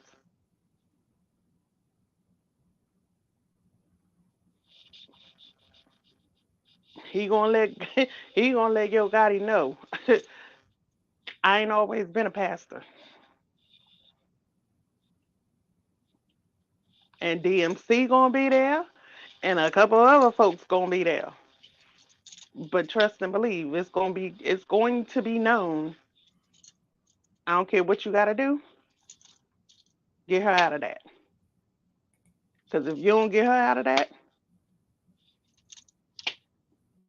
this is a picture of Reverend Run.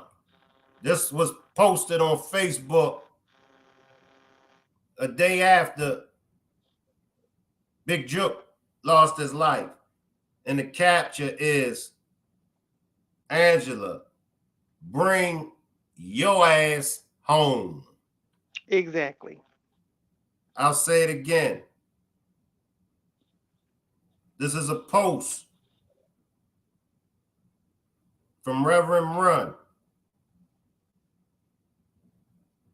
Her son probably with her mom or her sister.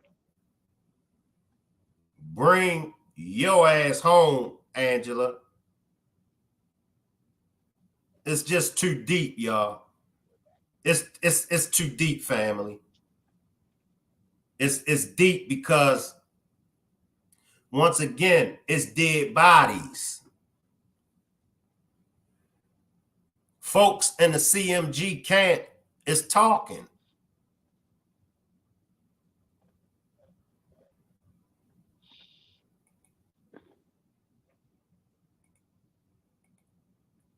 And see, the thing about it though, this is the funny thing about all of this. Like when you saying they're talk, like people are talking. I don't know if y'all noticed on your phones when y'all having conversations, or if y'all say y'all need something or whatever, and next thing you know, you got the commercials popping up on your TV, and then your phone, like you on Facebooks and you see ads for the thing that you said you needed or you said you wanted. They're listening. They're listening.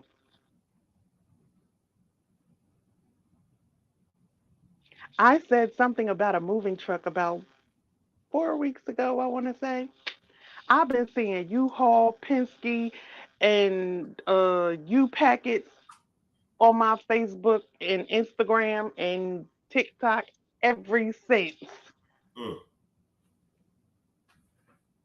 They're listening to us. And Angela does like those type of dudes.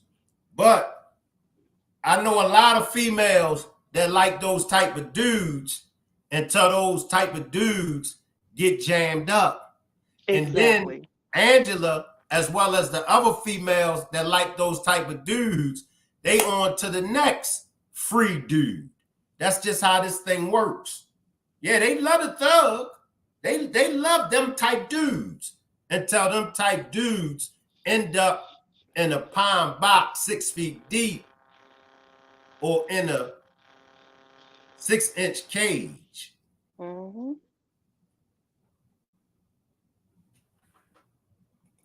My mama worked it for the government. It's certain ish she will not talk about on the phone. She always say not on this phone. They listening. That's fact. Exactly. That's facts. You can't get away with anything nowadays. You can't.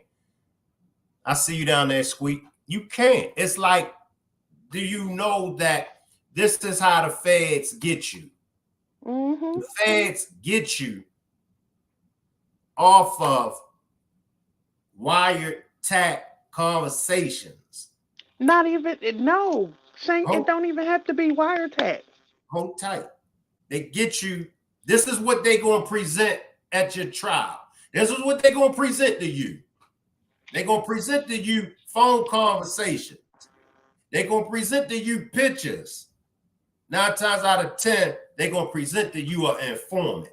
Now, if it's just some solo type stuff you in, different. But if it's a RICO charge, if it's a racketeering case, they're going to present some wiretap conversations.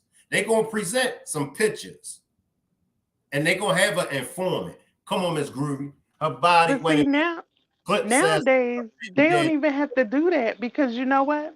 After these fools start committing crimes and stuff, the first thing they do, Instagram, Facebook Live, all of this stuff. You telling on your damn self. You're telling on yourself. That's just like that celebration they had after Jook got killed. And then you got people on Facebook Live or Instagram Live talking about stuff. Nah, this need to be said. This need to be said. You're telling on yourself. You telling on yourself. Do you think it will be a war now? This is what Maria said. It's been a war, Marie. It's been a war. But I think Gotti going to use his head on this one. I don't think Gotti going to react immediately. I think Gotti knows lay low. But who knows?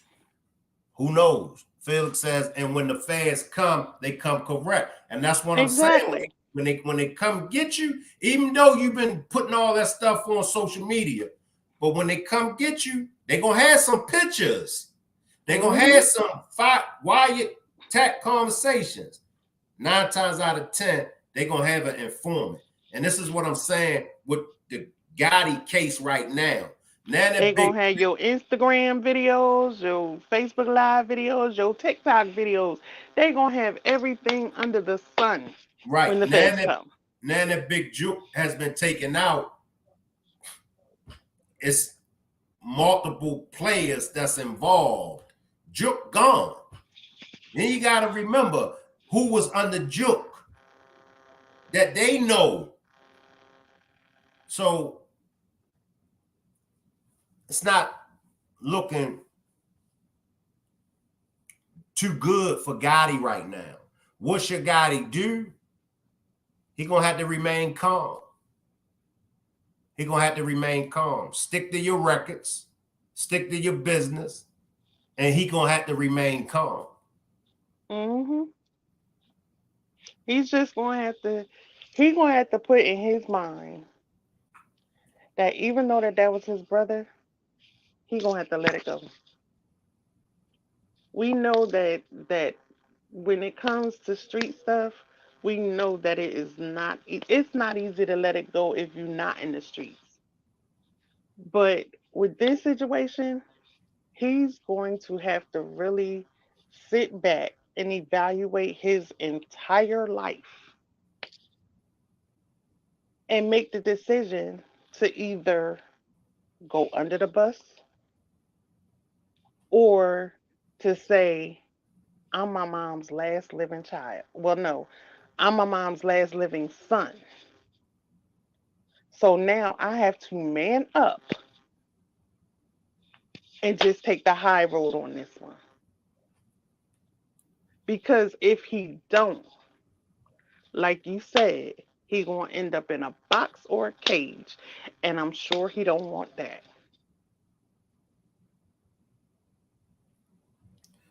Sanson says, for real,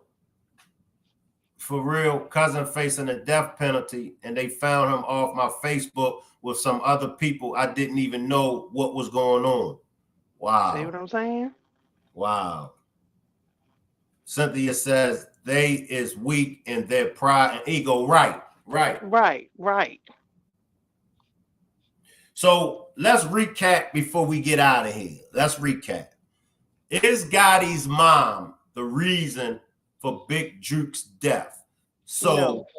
Let me finish. So I think it was about a year ago or 2 years ago, Gotti's mother has made a video and said that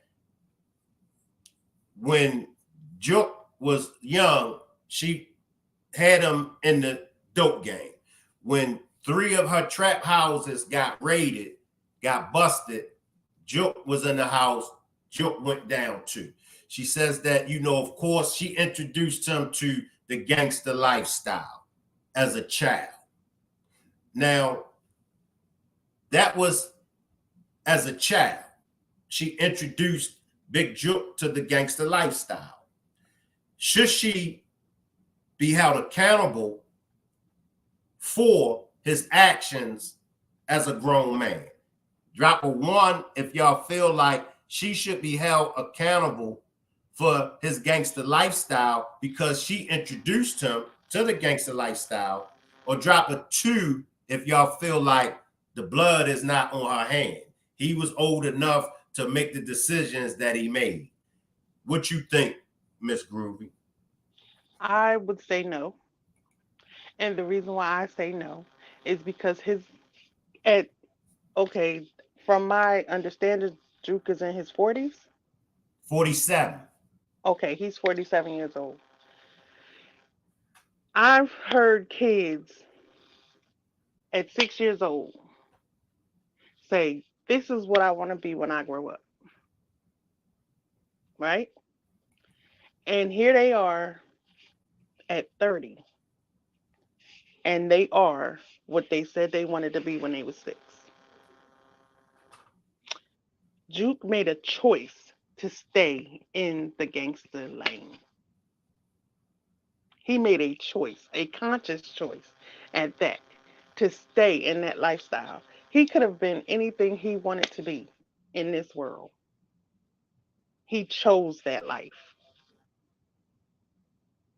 That's just like God saying to us, we're not responsible for our salvation until we're 12 years old, right? That's when we're able to make conscious decisions on whether we're going to serve God or we're not, right? So that at I don't know about anybody else's church, but I know at the church that I was going to when I was a young girl, they told us we couldn't get baptized until we were 12 years old. So because I wanted to sing in the choir, at 12 years old, I got baptized. At that point, the pastor told me that I, at 12 years old, was responsible for my salvation, whether I was going to heaven or hell. So at 12 years old, he made a choice to stay in that lifestyle. He could have went to school, he could have graduated high school, he could have went on to college, he could have made the choice to do anything he wanted to. Not only that, okay, we're going to fast forward. When his brother became a millionaire and he made him a millionaire, you still had a choice to go back to school, to get your life together, to be a wholesome man, to get married, have kids. You could have done all of that, but you chose to stay in that lifestyle, even as a millionaire. Your mother's hands was clean when you made the decision to stay in that lifestyle. Because I'm almost sure, and I would venture to say that every mother, This me, Shank. every real mother, wants the best for their kids. So, with that being said, I would think that she probably tried to steer him in another direction. But then we got to go back to parents saying, "Oh, my child would never do that because of this and because of that. I didn't raise them like that." But at the end of the day, when your child leaves your doorstep, you are not their only influence. So even if she tried to steer him in another direction to say, "I want you to go to school. I want you to go to, I want you to graduate high school. I want you to go to college. I want you to be better." And he chose to still stay in the streets because his friends was doing it, or the people that he was around before that was doing it. He still made a choice. He made a conscious decision to stay in that lifestyle when he could have got out several times over, and he chose not to. So no, I will not blame his mother for that situation. And All right. then, and then, where was the father? Let me let Big Pressure slide in, Miss Groovy. Salute Big Pressure. Slide in, Big Pressure. Salute. Shank, man, I got an older brother, man, and it's something about them older brothers, man, you can't tell them nothing. All right, it's Got an just older something, brother. I got one. especially when they gave you the game. When they done taught you the game, you can't come back and try to tell them, "No, man, it's time to chill. I got a bigger plan, a bigger vision over here to do it this way." Nah, big bro, like, man, get out my face. I don't want to hear that.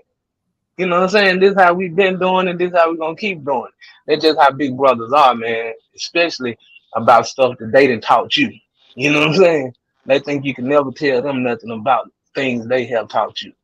So I think that I don't blame his mother either. And this is one thing that we gotta quit doing in our communities too.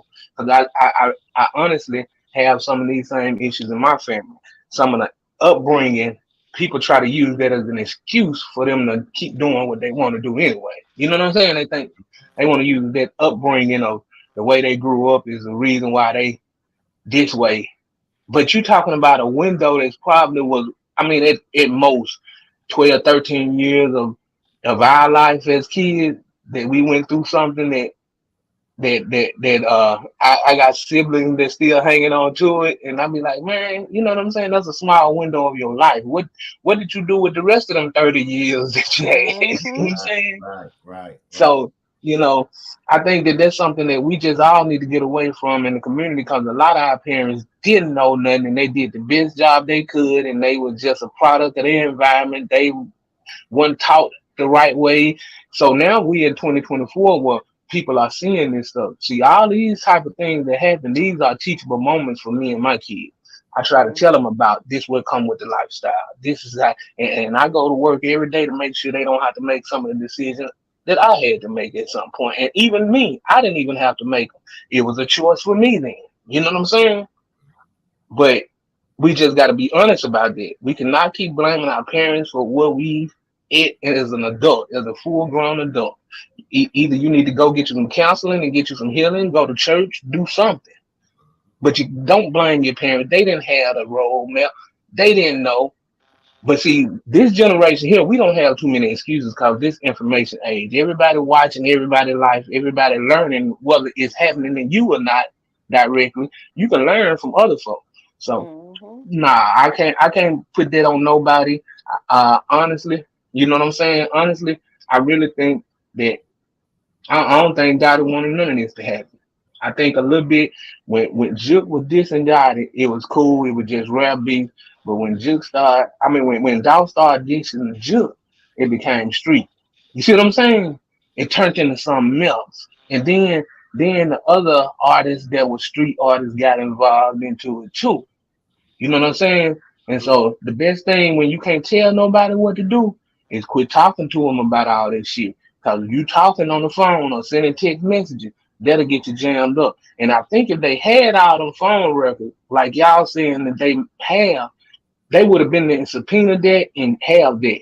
I think they were still looking for something. Now, if Gotti was tied to any of this mess, which I believe he wasn't.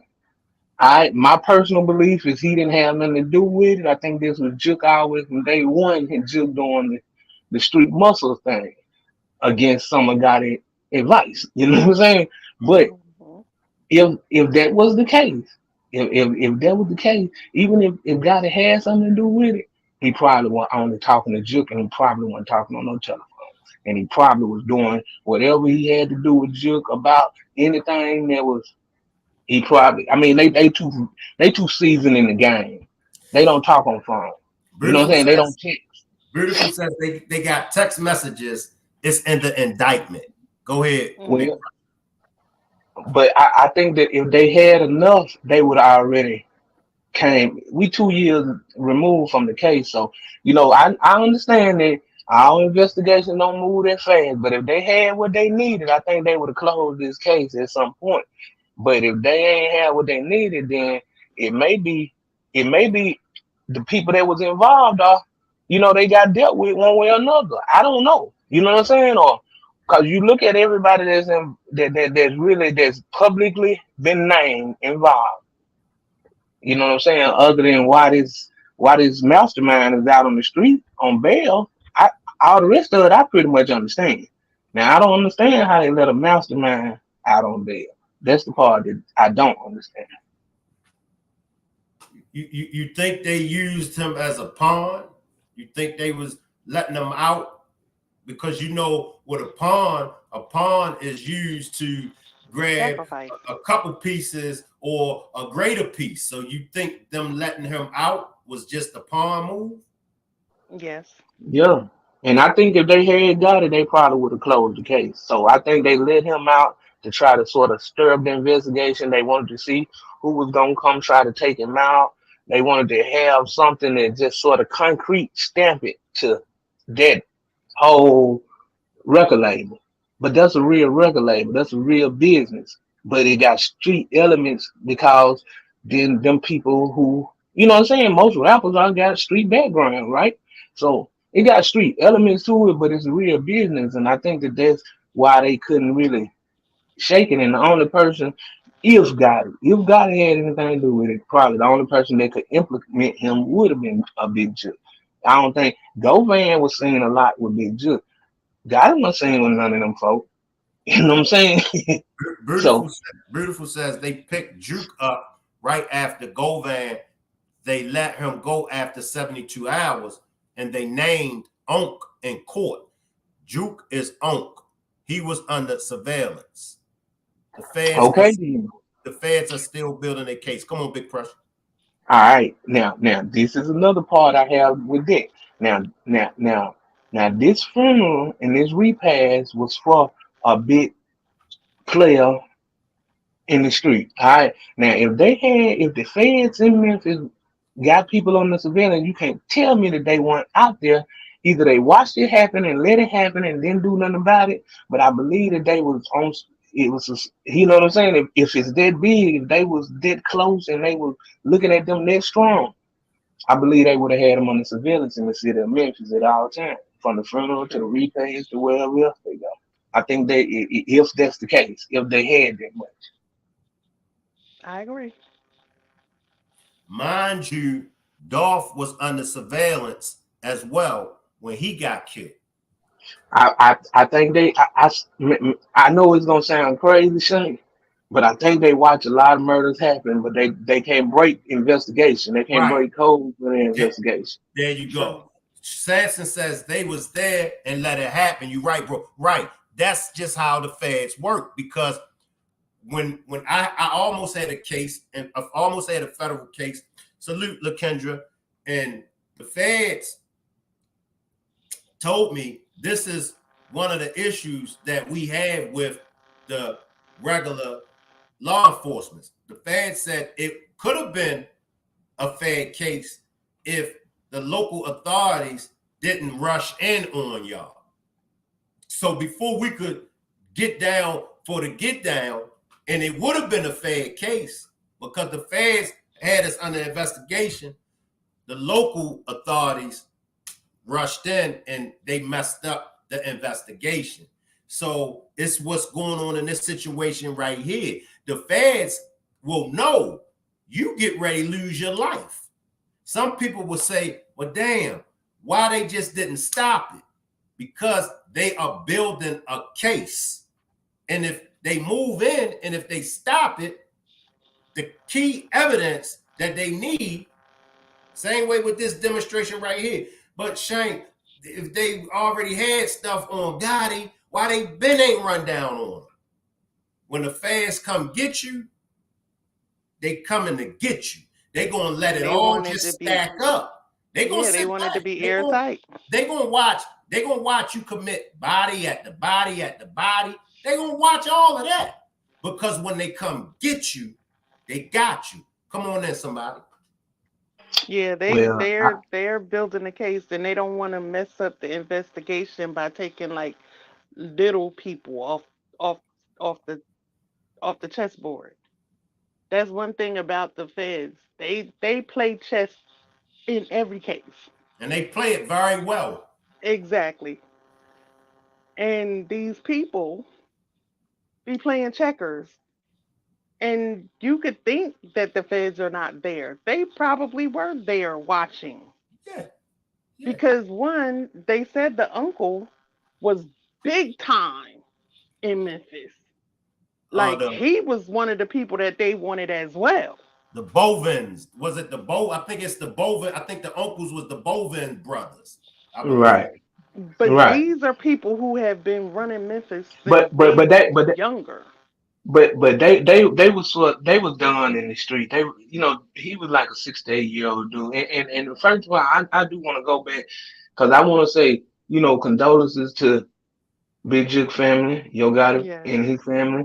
Condolences to Dolph and their family. Condolences to everybody else who may have lost a loved one behind this crap. So I want to put that on the table first. I'm not a side picker in that bullshit, all right? But I'm gonna tell the truth. The feds have motive too. They have motive to do all of this, what they doing now. Cause see, Hmm. this can if they couldn't get them one way, See, this way the feds is, if they can't get you one way, they get you They another will way. get you So that's another. why I don't trust them. It's hard to even trust the Fed investigation. Why you think they got a 90% successful prosecution rate? Because they do it, they gonna get you one way or another. You know what I'm saying? So that's the reason why, like, as much as I hate to see black men die, I hate even worse to see a black man go to prison for something he didn't do. And that's just being real. I hate it even more to send a black man somewhere for something that he didn't do. He may have it may have started with him, but if he didn't have no knowledge of what was gonna happen that day, he may have knew that these niggas out here talking like they gonna do this and do that. But if he didn't have no knowledge of what was gonna happen that day, I don't think he deserved to go to jail. I'm just saying.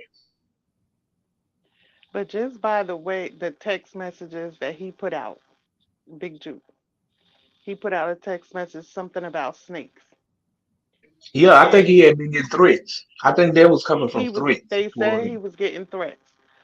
But the thing is this: there was a woman who had a snake, right? She had an anaconda snake, and she took the snake to the doctors because she thought the snake was sick because he wouldn't eat, he wouldn't do nothing. He would just lay up next to her and kind of catch her breathing pattern and stuff. So she took the snake to the doctors, and the doctor asked her a few questions. Why? What do you usually feed him? You know, was his diet normal and all of this and that? And so he came to the conclusion that this snake was laying up against her, catching her breathing pattern because he was getting ready to eat her. A snake is going to be a snake regardless of how you treat it.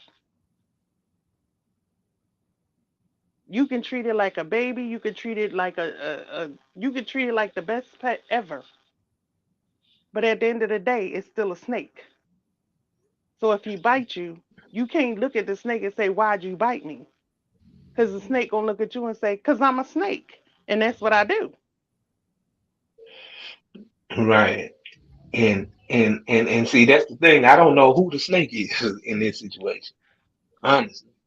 Honestly, I don't know who the snake is in that situation, but it definitely was. But I can say, like I say, I can look at this case a few different ways. You know what I'm saying? I can look at it as pre-got they get back, or I can look at it as some more street stuff that going on in Memphis that maybe just was involved in it. Maybe that's what it was. Or I mean, honestly, I'll put it on MPD and the Fed before I put it on Gotti, 'cause me and my brother, as much as we differ and have our issues with each other, like if we both on an indictment, dog, I'm gonna take the charge or you gonna take the charge. Who they got the most evidence on, then I'm not gonna give my brother up. Cause I need him to be here to help take care of my kids and my family. I go do Right. the years, but that's the way they come down to it. One of us gotta do years, one of us gotta be here to take care of the family. And I So don't think Gotti would have anything to do with it. And the reason why I say that is because I don't feel like he would hurt his mother like that. right. In front of the whole family, nah. Exactly. I don't feel He could like have. he would hurt his mom like that. Yeah, he could have. I mean, you know, I don't want to say what he could have did, but I know there's a lot of easier ways to get somebody gone, and it don't bring that much. That's real disrespectful. I'm gonna tell you, that's the reason why I can't say God had nothing to do with that. You Hmm. know, that's too disrespectful to do it right there in the family wife after a funeral. Man, come on, man, ain't nobody finna do it like that. If you gonna do it, you gonna do it. You may just feed them a goddamn pill or something. You know what I'm saying? Like, Hmm. it's easier ways to do that to your brother, and lot less violent and treacherous. But hey, I don't know. I just know that when you're dealing in street shit, a lot of time it don't make sense. All right, the Right. streets don't make sense anymore. So therefore, I just keep it down the middle. I mean, I done did what I done did in my life, but I'm not a street nigga. So a lot of that shit dumb, dog. A lot of that shit dumb, and it don't make sense. So when certain stuff happen, you know, I ain't the one that just, you know, I'm gonna give my condolences and all of that and my respect, but you know, a lot of that shit come with the way you live your life. I mean, it Right. just is what it is. Hey, but Shank, I'm gonna get up out of here because I was sort of in the middle doing something when I tried to come in the first time and I got caught up, and I'm getting caught up again. So but salute. I just wanted to put my little thought on it, man. Maybe that's just my thought. I'm gonna put it that way. I ain't right. I don't know nothing.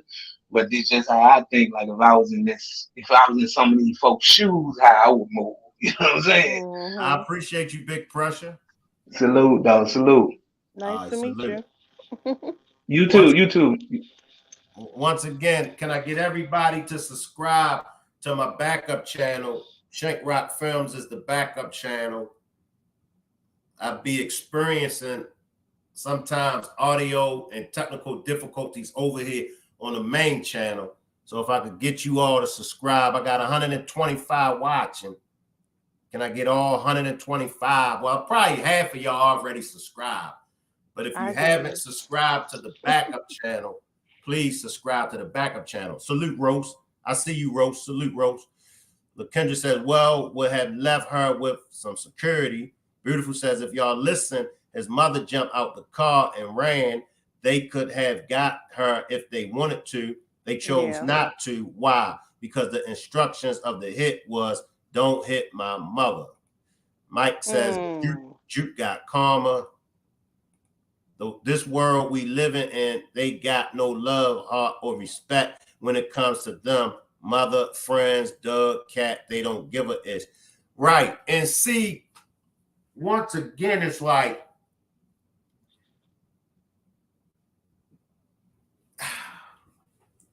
it's sad all the way around the Monopoly board because at the end of the day, is it worth it?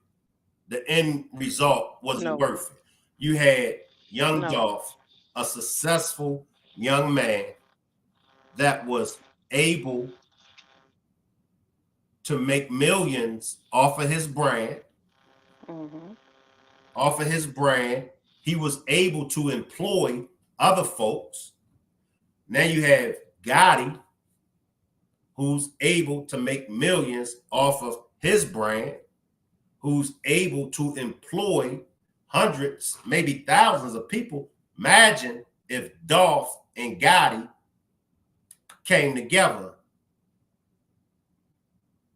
They would have definitely been the kings of Memphis. Right. We don't have to continue the BS, y'all. We really don't. We don't have to continue to keep killing each other. We don't. It's our choice. I'm a firm believer that anytime a life is lost, it's not worth it. It's not worth it. Hey, well, what's your answer to all of this, Shank? I'm going to tell y'all, it's very simple. Put your pride aside and do away with your ego. Listen to me. Take it from me. I've been there and done that. And I'm sure y'all have been there and done that as well. It's okay to be considered corny and lame. Trust me. And I know for some of y'all, that's a hard pill to swallow. Shank, what you talking about, man? What you talking about? I can't go out like that.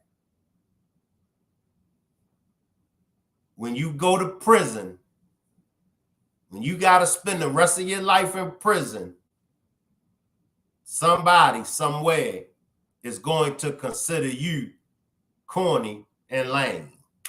That's just when they push your wig back. Look at Big Jook.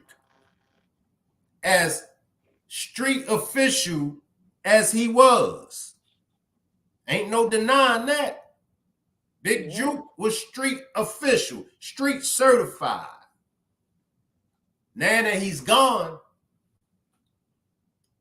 what is the people saying about him? Calling him all kind of names. So at the end of the day, was it worth it? Now this man, Big Jook, your brother put you on to make millions. But now you can't even enjoy them millions because you didn't got your wig pushed back over pride and ego. Young Dolph, another one. See, none of them wins in the end game.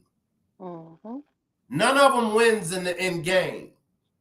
And for the Dolph fans that love Dolph, for the Gotti fans that love Gotti, both of them was corny and lame. Because at the end of the day, was it worth Dolph's life? Was it worth him losing his life? Think of his family that he left behind. What's His gangster children. about that? I'll wait. What's gangster about that? Not a damn thing. A man made all these millions, a man that was worth millions is dead and left his family behind. That's corny. That's lame. I said it for all of Gotti fans. Do you realize the empire that he built? But guess what? His empire is getting ready to crumble. What's gangster about that? That's corny. That's lame. I know a lot of people who are street certified.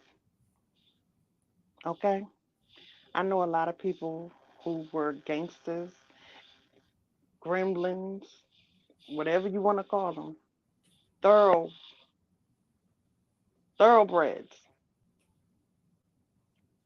But at the end of the day, the graveyards are filled with street certified gangsters.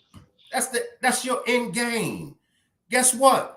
Y'all beefing. You know what you want to hear what I think is gangster? Come on.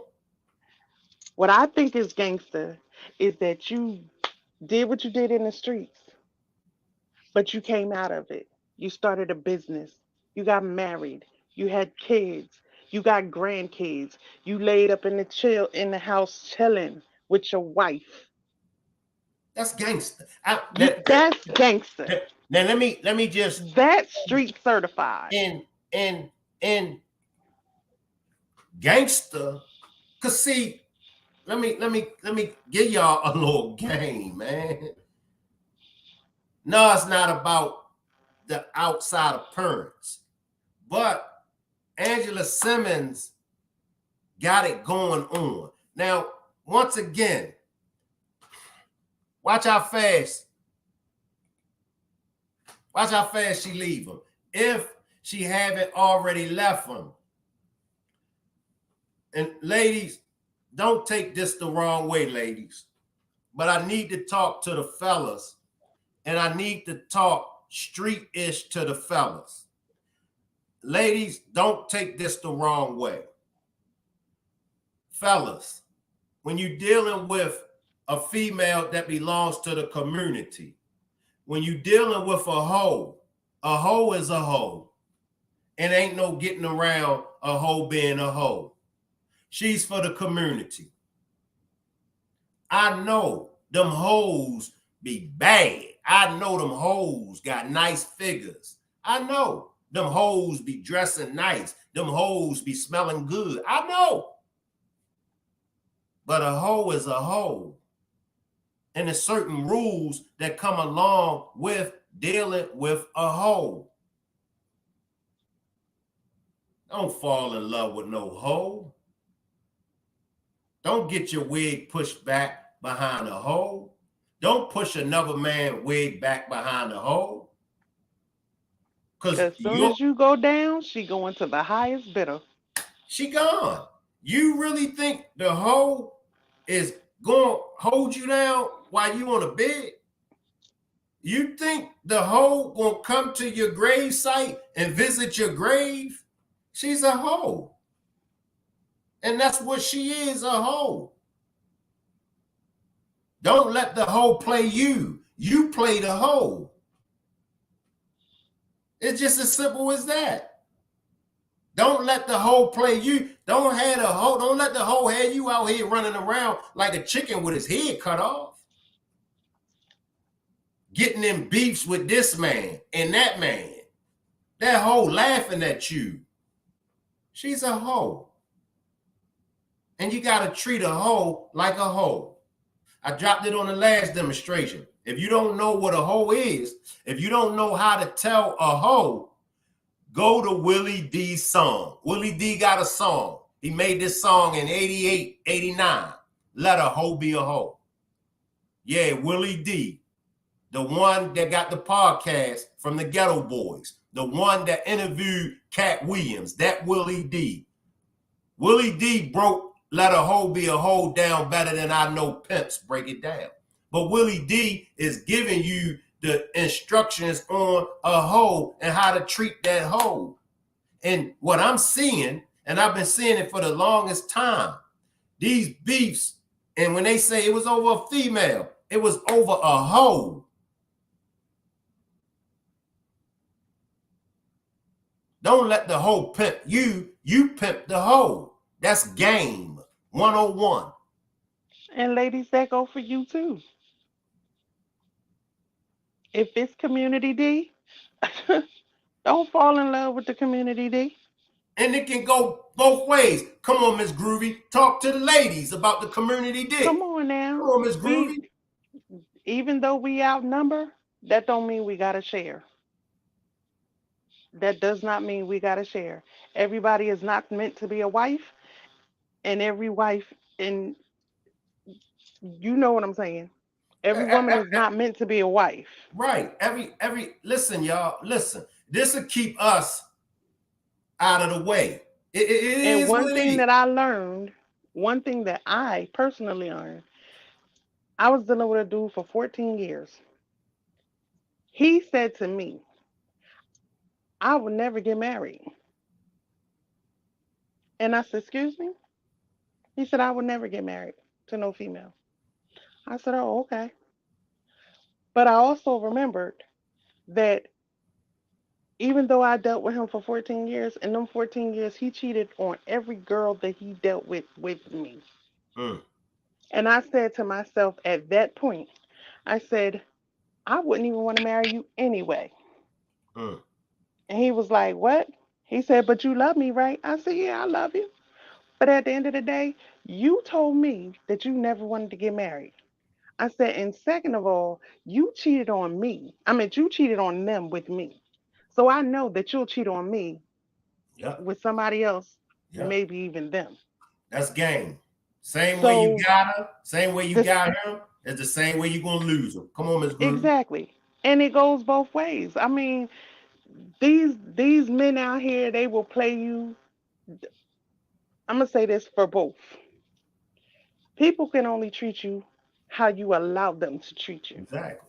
If you allow a man to disrespect you, beat on you, disrespect your children, you feeding him before you feed your kids, and all of this stuff, and he laying up in your house playing video games all day, ain't got no job, he driving your car, don't put gas in it, he eating your food, ain't putting no groceries in your refrigerator. Girl,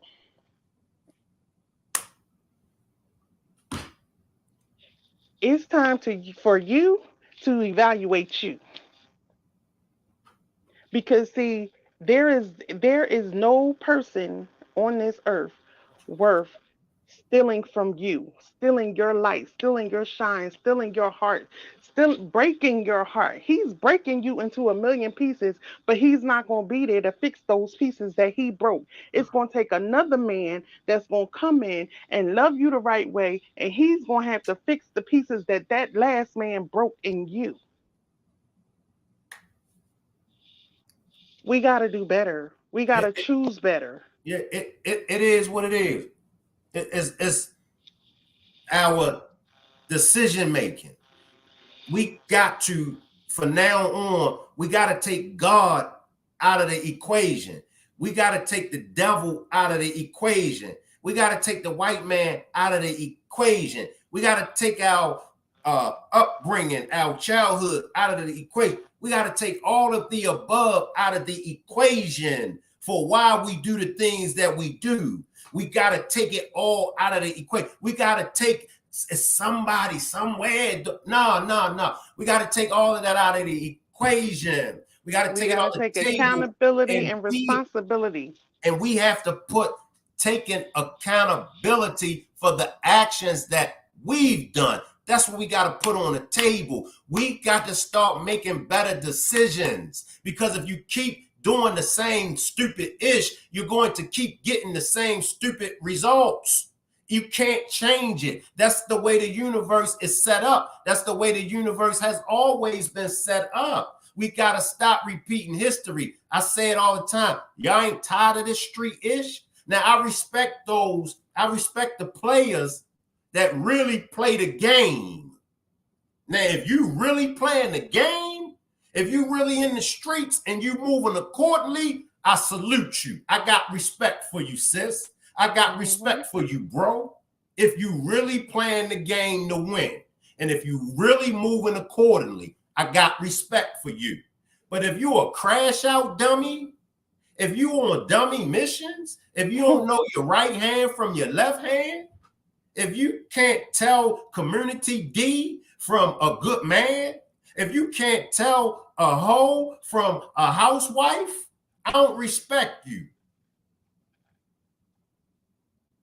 Any last words before we get out of here, Miss Groovy?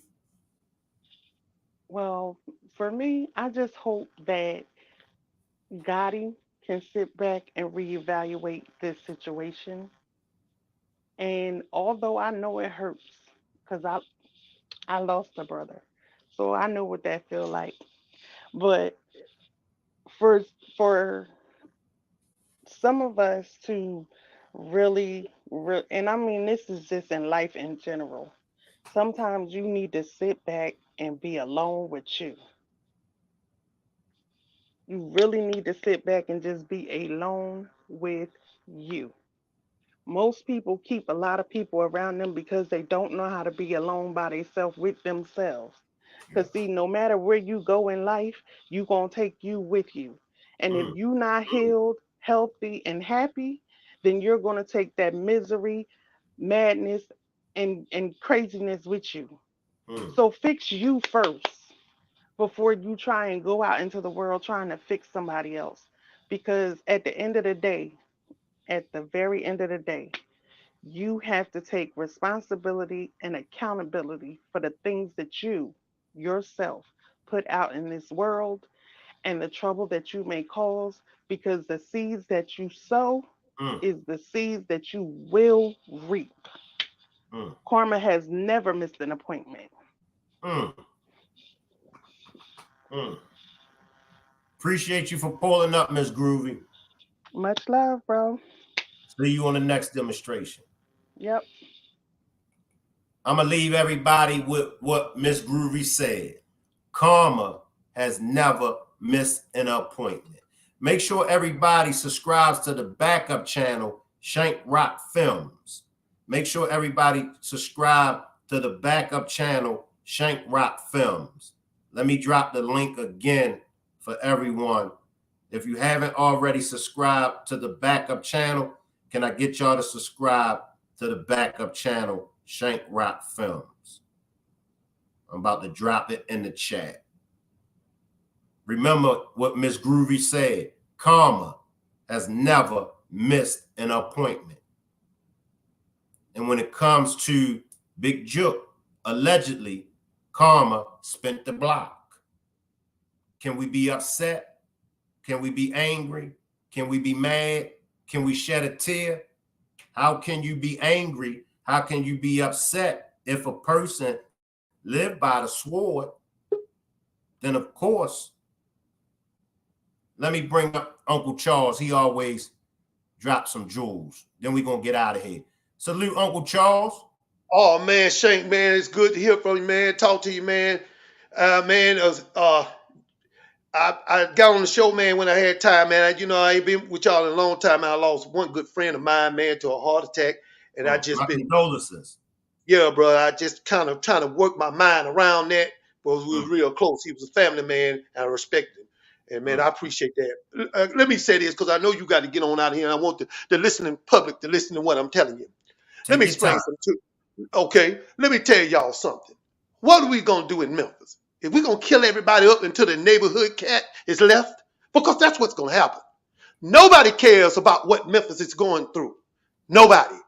Okay, you got all this killing in Memphis. What about Nashville? Ain't no killing in Nashville? I wonder why. Because you know where to act a fool at. See, it's unfortunate Dolph is gone. It's unfortunate. These are souls that could have been saved.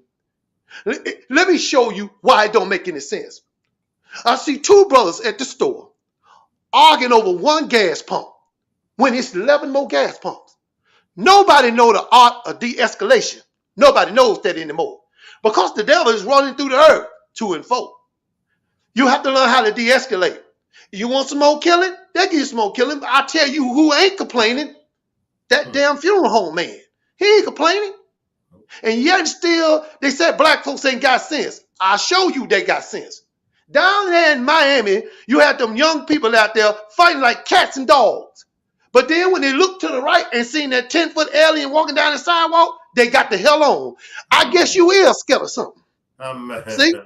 I guess you is scared of something. When you seen that alien come out there with a 6-pack of cold ones, you got the hell on. See? You is scared of something, but you ain't scared to kill each other and harm each other. We need to worry about our communities. See, people don't understand. Gangs weren't formed to kill people. They was formed back then to protect their neighborhood. But then we couldn't let it take, because how power it be, we got to run this thing just like we run it. And now we got gangs doing killing and stealing. And then the crack come and all this stuff. And it takes the father out the home and the mother out the home. And now the 12-year-old is left to take care of siblings and go out there in the street and get his head blown off. This is where it is. It's a game, and you sit down and play it. Satan do not make you do anything. He sets the table, and you sit down at it. If they want to keep killing each other, that's their business. It's not like a regular person that a teacher on her way to work and she get hit by a stray bullet, or somebody in a car wreck. Okay, time is time, and it don't wait on nobody. It was just their time. But while we still alive and alive right now, we as elders, we as young people, we need to know how to de-escalate things and sit down and talk. But we don't do that. We don't do that. They had a gang member in the Crips out there in L.A. And he lived in a neighborhood where McDonald's was down the street. And you know what he used to do? He used to eat every day at McDonald's. By the time next year came, he was 686 pounds. So imagine, if he passed gas, he don't know if he did a number 1 or number 2. But it ain't gonna work for him because he can't clean his own ass. Somebody got to come in and do it, and he got to pay him because ain't nobody gonna do it for free. I'm gonna tell you that right now. It's what it is.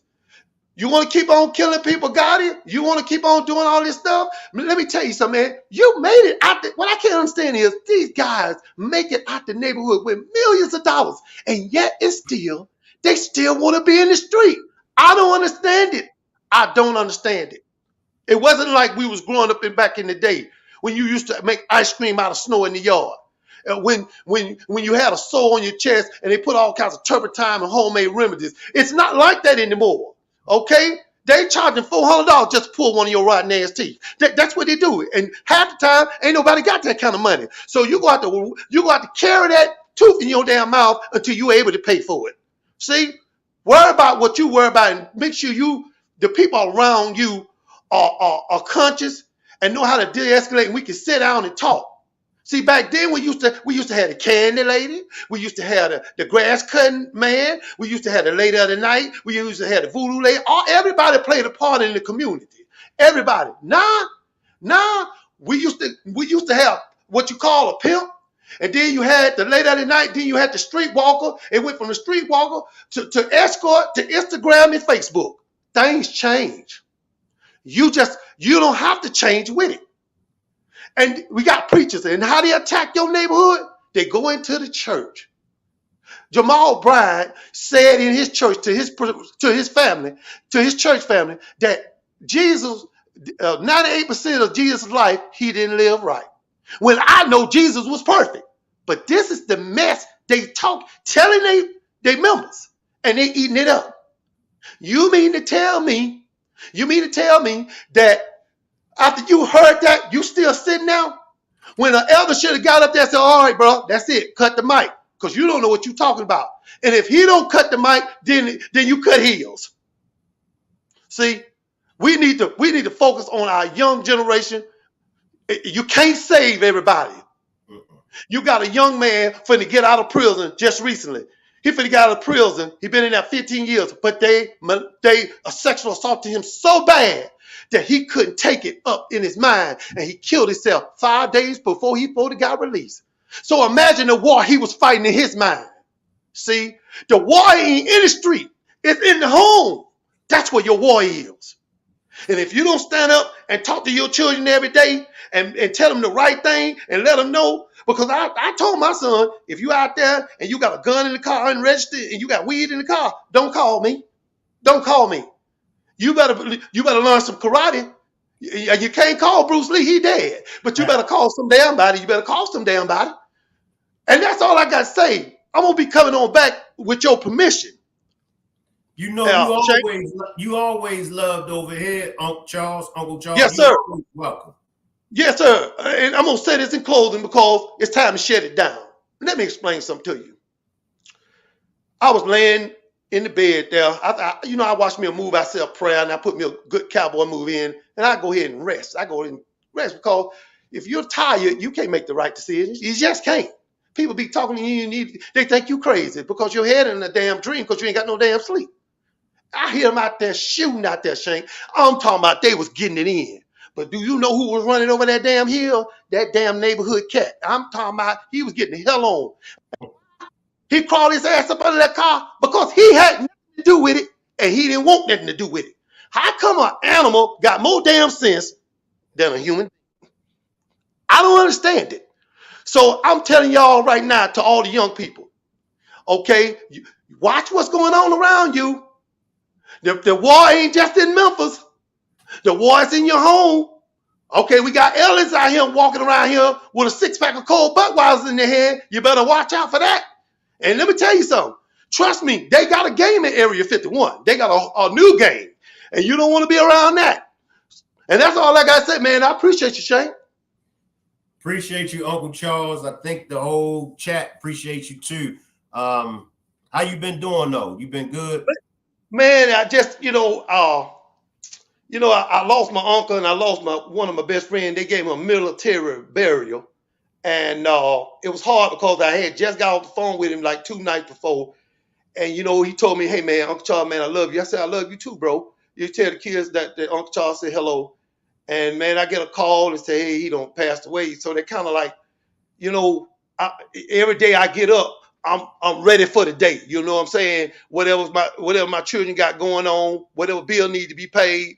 You know what I'm saying? Do I got to run some crackhead off in front of my door? I got to get prepared because the war is not just out there in the street. It's at your house too. And we got this house across the road here where the rats just took over. And let me tell you something. When you can actually hear rats running around in the house, you got to knock that whole house down. Do you understand me? And let me tell you something. They got more sense than we damn do. How in the hell can you eat through a wall and you know it's electrical wire behind it, and yet still, by you being a rat, you chew on into that wire anyway, and your ass on the other side of the wall dead? See, we need to think more better than what we're doing. We need to think like a lion and stop thinking like a rat. We need to stop doing that. But I've been taking care of myself, man, working, and then trying to, I can't never put it behind me, because he was really close. He was like a brother to me.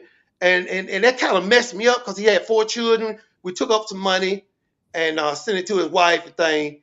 And, we're gonna take up some more money to send because the Christmas is going to come around. And the children, you want to make sure they got something. So, always, when when someone tell you they love you, and they generally do, when tragedy strikes, you pour out that love and even more love towards the family. And they know me from talking to their husband every day and things like that. He was a coach, or a father, a husband. Now I don't know what people do in their private time, and nor do I give a damn. But when he came around me, he had sense. So, like I said, I don't pull a lot of people out of my car while I was still driving. You want to act a damn fool? I'm going to throw your ass out this car on 3rd Avenue North with me still driving. I'm going to look in the rear view because I'm going to see how many times your ass tumble in the street because you ain't getting it. See, you want to play with me, and I'm heading up here past this graveyard, and you still playing. That's why when you see me, Shank, I'm by myself. And when I come home, I'm by myself. So I'm telling you, make sure you got gas in your car, bro, before you leave. Because I don't know what you're going to do in my car. I just don't know what you're going to do. And I'm trying to just take it day by day. I feel like I'm getting over it. I'm trying to get mentally over it. My heart is already, you know, it stopped hurting me. But my mind need to try to work with this deal, because when another brother tell you that he love you and we got general love for one another, that sticks with you, bro. And like I said, I can say the same thing to you. I mean, you got all these people that love you and care for you. And hey, man, if you are who you are, you the man you supposed to be, and what God expect you to be. And see, God see what everybody doing around here. He watching what you're doing. And he watching what you're doing. Now, you know, a lot of people argue over contracts, but that one contract you ain't gonna be able to argue over. See, once you close your eyes and you don't open them no more, that's it. Ain't no comeback. Ain't no I'm gonna get back in my body. No, hell no. You going on up. It's what it is. And I try to tell these young folks. And I told my other friend, I'm gonna get on off here. I told my other friend, he had a drinking problem. Mark had a drinking problem. If he in his 60s, I talked to him and I said, hey man, you know your wife done told you to stop drinking. Why? Well, oh man, I do what I want to do. And then he went home and she had a kind of like dinner. Now, you know, he ain't never had no damn steak and no damn mashed potato, but that was on the table. And she found his bottle out there in the garage at that hen. See, you got some black brothers to drink their hen until they're in the ground. And she said, come on, eat. And he ate, and all of a sudden he started to choke. And he put his hands around his throat. So she called the ambulance and the police. They kicked the door in and told him not to kill himself. But he wasn't killing himself. God damn it, she was. Because she put that dust pepper in his damn steak. And she's supposed to. She told you stop drinking, stop coming here. I got to pick you up off the floor. Your underwear wet because you can't control your bladder. I'm tired of it. You lucky I ain't kill you in your sleep. Now, she don't throw glass on your ass. She'll come in there and throw glass on you, try to burn all your drawers, and then bury your socks in the wall. She done did all this to you, and you still won't stop drinking. She's going to kill you. This is what it is. Man, I tell you what, man. I'm going to live my life. I'm going to try to treat the next man the way he want to be treated.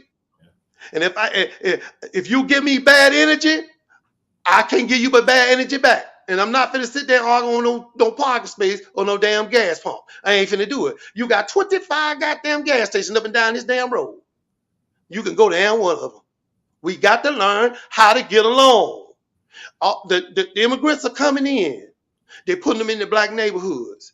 And I got nothing against my brothers and sisters. I love them just like I love my brothers and sisters. But you have to understand, we already been here. And when we regular begging for something we ain't gonna get. That's why we ain't gonna get it, because we don't hang together. We don't stick together. Because Susie is worried about Bertha and her new car. Instead of going over there and saying, girl, take me to the store, she rather sit there and talk to somebody on the phone. How she got that? She ain't got no money. See? How the hell you know? How the hell you know? What you need to do is get up and clean them damn funk ass bedspreads and wipe this damn dirty floor, because it don't build up so goddamn bad. If roaches crawling all up through here, all on your refrigerator, jumping out your damn sink like the Olympics, you need to be worried about that. Don't worry about Bertha. She might have worked for what she got. But we so jealous as a people. We so jealous of people. People think because they escaped the plantations in the South and they went north and I'm going to get treated better. Well, they found out wrong. You still on the Jim Crow, baby. It don't make no difference where you go. Chinese people and all these people get to make fun of you. And you sit back and laugh. That's not funny. Stop fighting each other. Stop killing each other.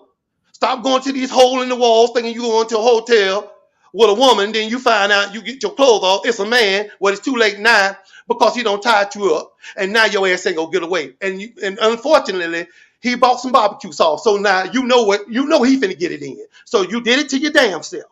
And that's all I got to say, man. I appreciate you. I don't know when you're going to post back up. I don't know when you're going to post back up. I'm going to come back tomorrow. Tomorrow at 1 o'clock. I'm going to come back at 1 o'clock.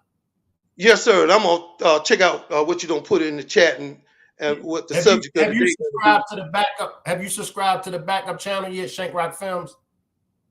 You know what? This is my first time finding out about it. I can subscribe to that, right? Yeah, subscribe to the backup channel, Shank Rock Films, because I'll be doing demonstrations over there as well. I put it in the chat. Okay. I didn't even know, man. I didn't even know. I've been so busy, man. You know, my son turned 18. Now he got a lot of wind in his chest. You know, I don't, children should say children. And parents should listen to their kids, and you should talk to them. You don't wait till you bring a goddamn grenade in the house. I want to talk to you. No, it's too damn late. The whole house finna go. You better get your ass out that house. He finna blow you and his ass up. It's the wrong time to talk to him, okay? Because now he's gonna feel like he can lay in his bed with his girlfriend because you not being strict. And you come home and you damn near have a heart attack because ain't nobody got no clothes on. Well, then guess what? You better take your ass to the hospital because their clothes ain't on. They ain't got time. You sick. You better go on your damn self. I keep telling people, man, you got to be that man and you got to be that woman in that family, and you got to say, we ain't doing that here. That's it. Now you're going to get your ass on some damn well. You got to go. I can't take you no more. You're coming in here with damn stolen stuff. You're wearing somebody else's shoes. You got a woman. Now you 20 and she 55, and yet still she buying your clothes. Now as soon as you make her mad, guess what she gonna do? She gonna set your ass afire. And you're gonna be on that movie, The Burning Bed. You gonna say it's kind of hot in here. You on fire, goddamn it, because she burnt you up because you played a game and you ain't winning. And that's all I gotta say, man. What time would you be coming on? 1 o'clock. 1 o'clock. Yeah, when you log off, go in the chat and you're going to see that link for the backup channel that I dropped. Click on that link and subscribe to the channel. Yes, sir. I will get it right now. And I'll see you tomorrow at 1. Yes, sir. Appreciate you, Shank. All right. I appreciate everybody for pulling up. If you would like to donate to the channel, the Cash App is $ERICMCINT. If you would like to donate to the channel, the Cash App is $ERICMCINT. Make sure everybody subscribe to the backup channel. I'll be going live tomorrow on the backup channel as well as the main channel. But make sure you all are subscribed to the backup channel, Shank Rock Films. I just dropped it in the chat. I'll leave the chat running and y'all can hang around. Salute everybody. I'll see y'all tomorrow. Salute.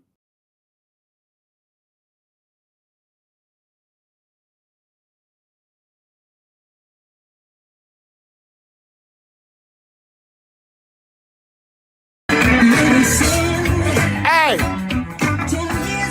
Red Man in the building. Yes, I'm just chilling as usual, nigga. Music is my life. Hey, listen, I want you to make your next move your fucking best move. I said, I want you to make your next move your fucking best move with Eldorado, Reg, and fucking Shank Rock in this motherfucker. Hey, listen, check out their new movie. Like, I'm very impressed. I'm very impressed, Reg and Shank Rock. Check out their new movie featuring Trey Chaney. You know Trey Chaney? Do you know Trey Chaney, nigga?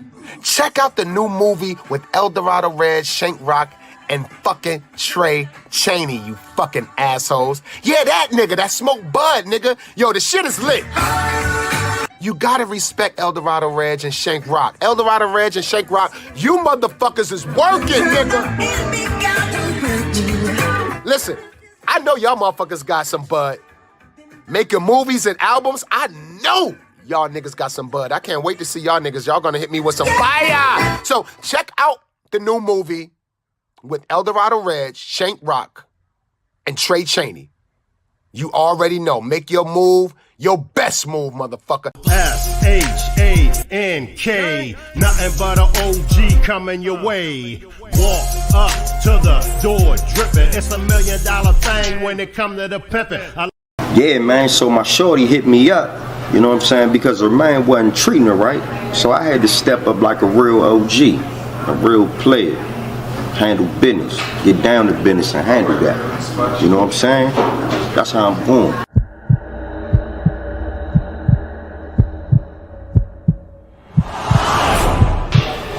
I know you love Rihanna because she's the mother of your children and everything, but are you in love with her?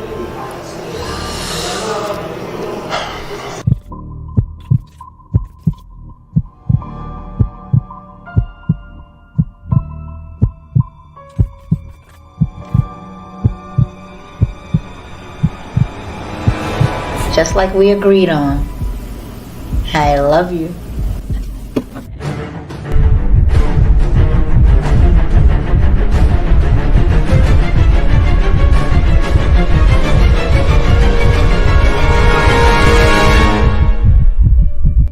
Yo, Shay, I need some hammers, yo.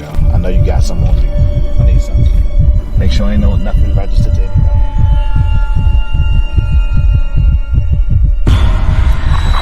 And this OG guy, you think you something, you such a thug. You're not doing enough for my daughter either, but giving her a headache and drama. You will be out the picture soon too.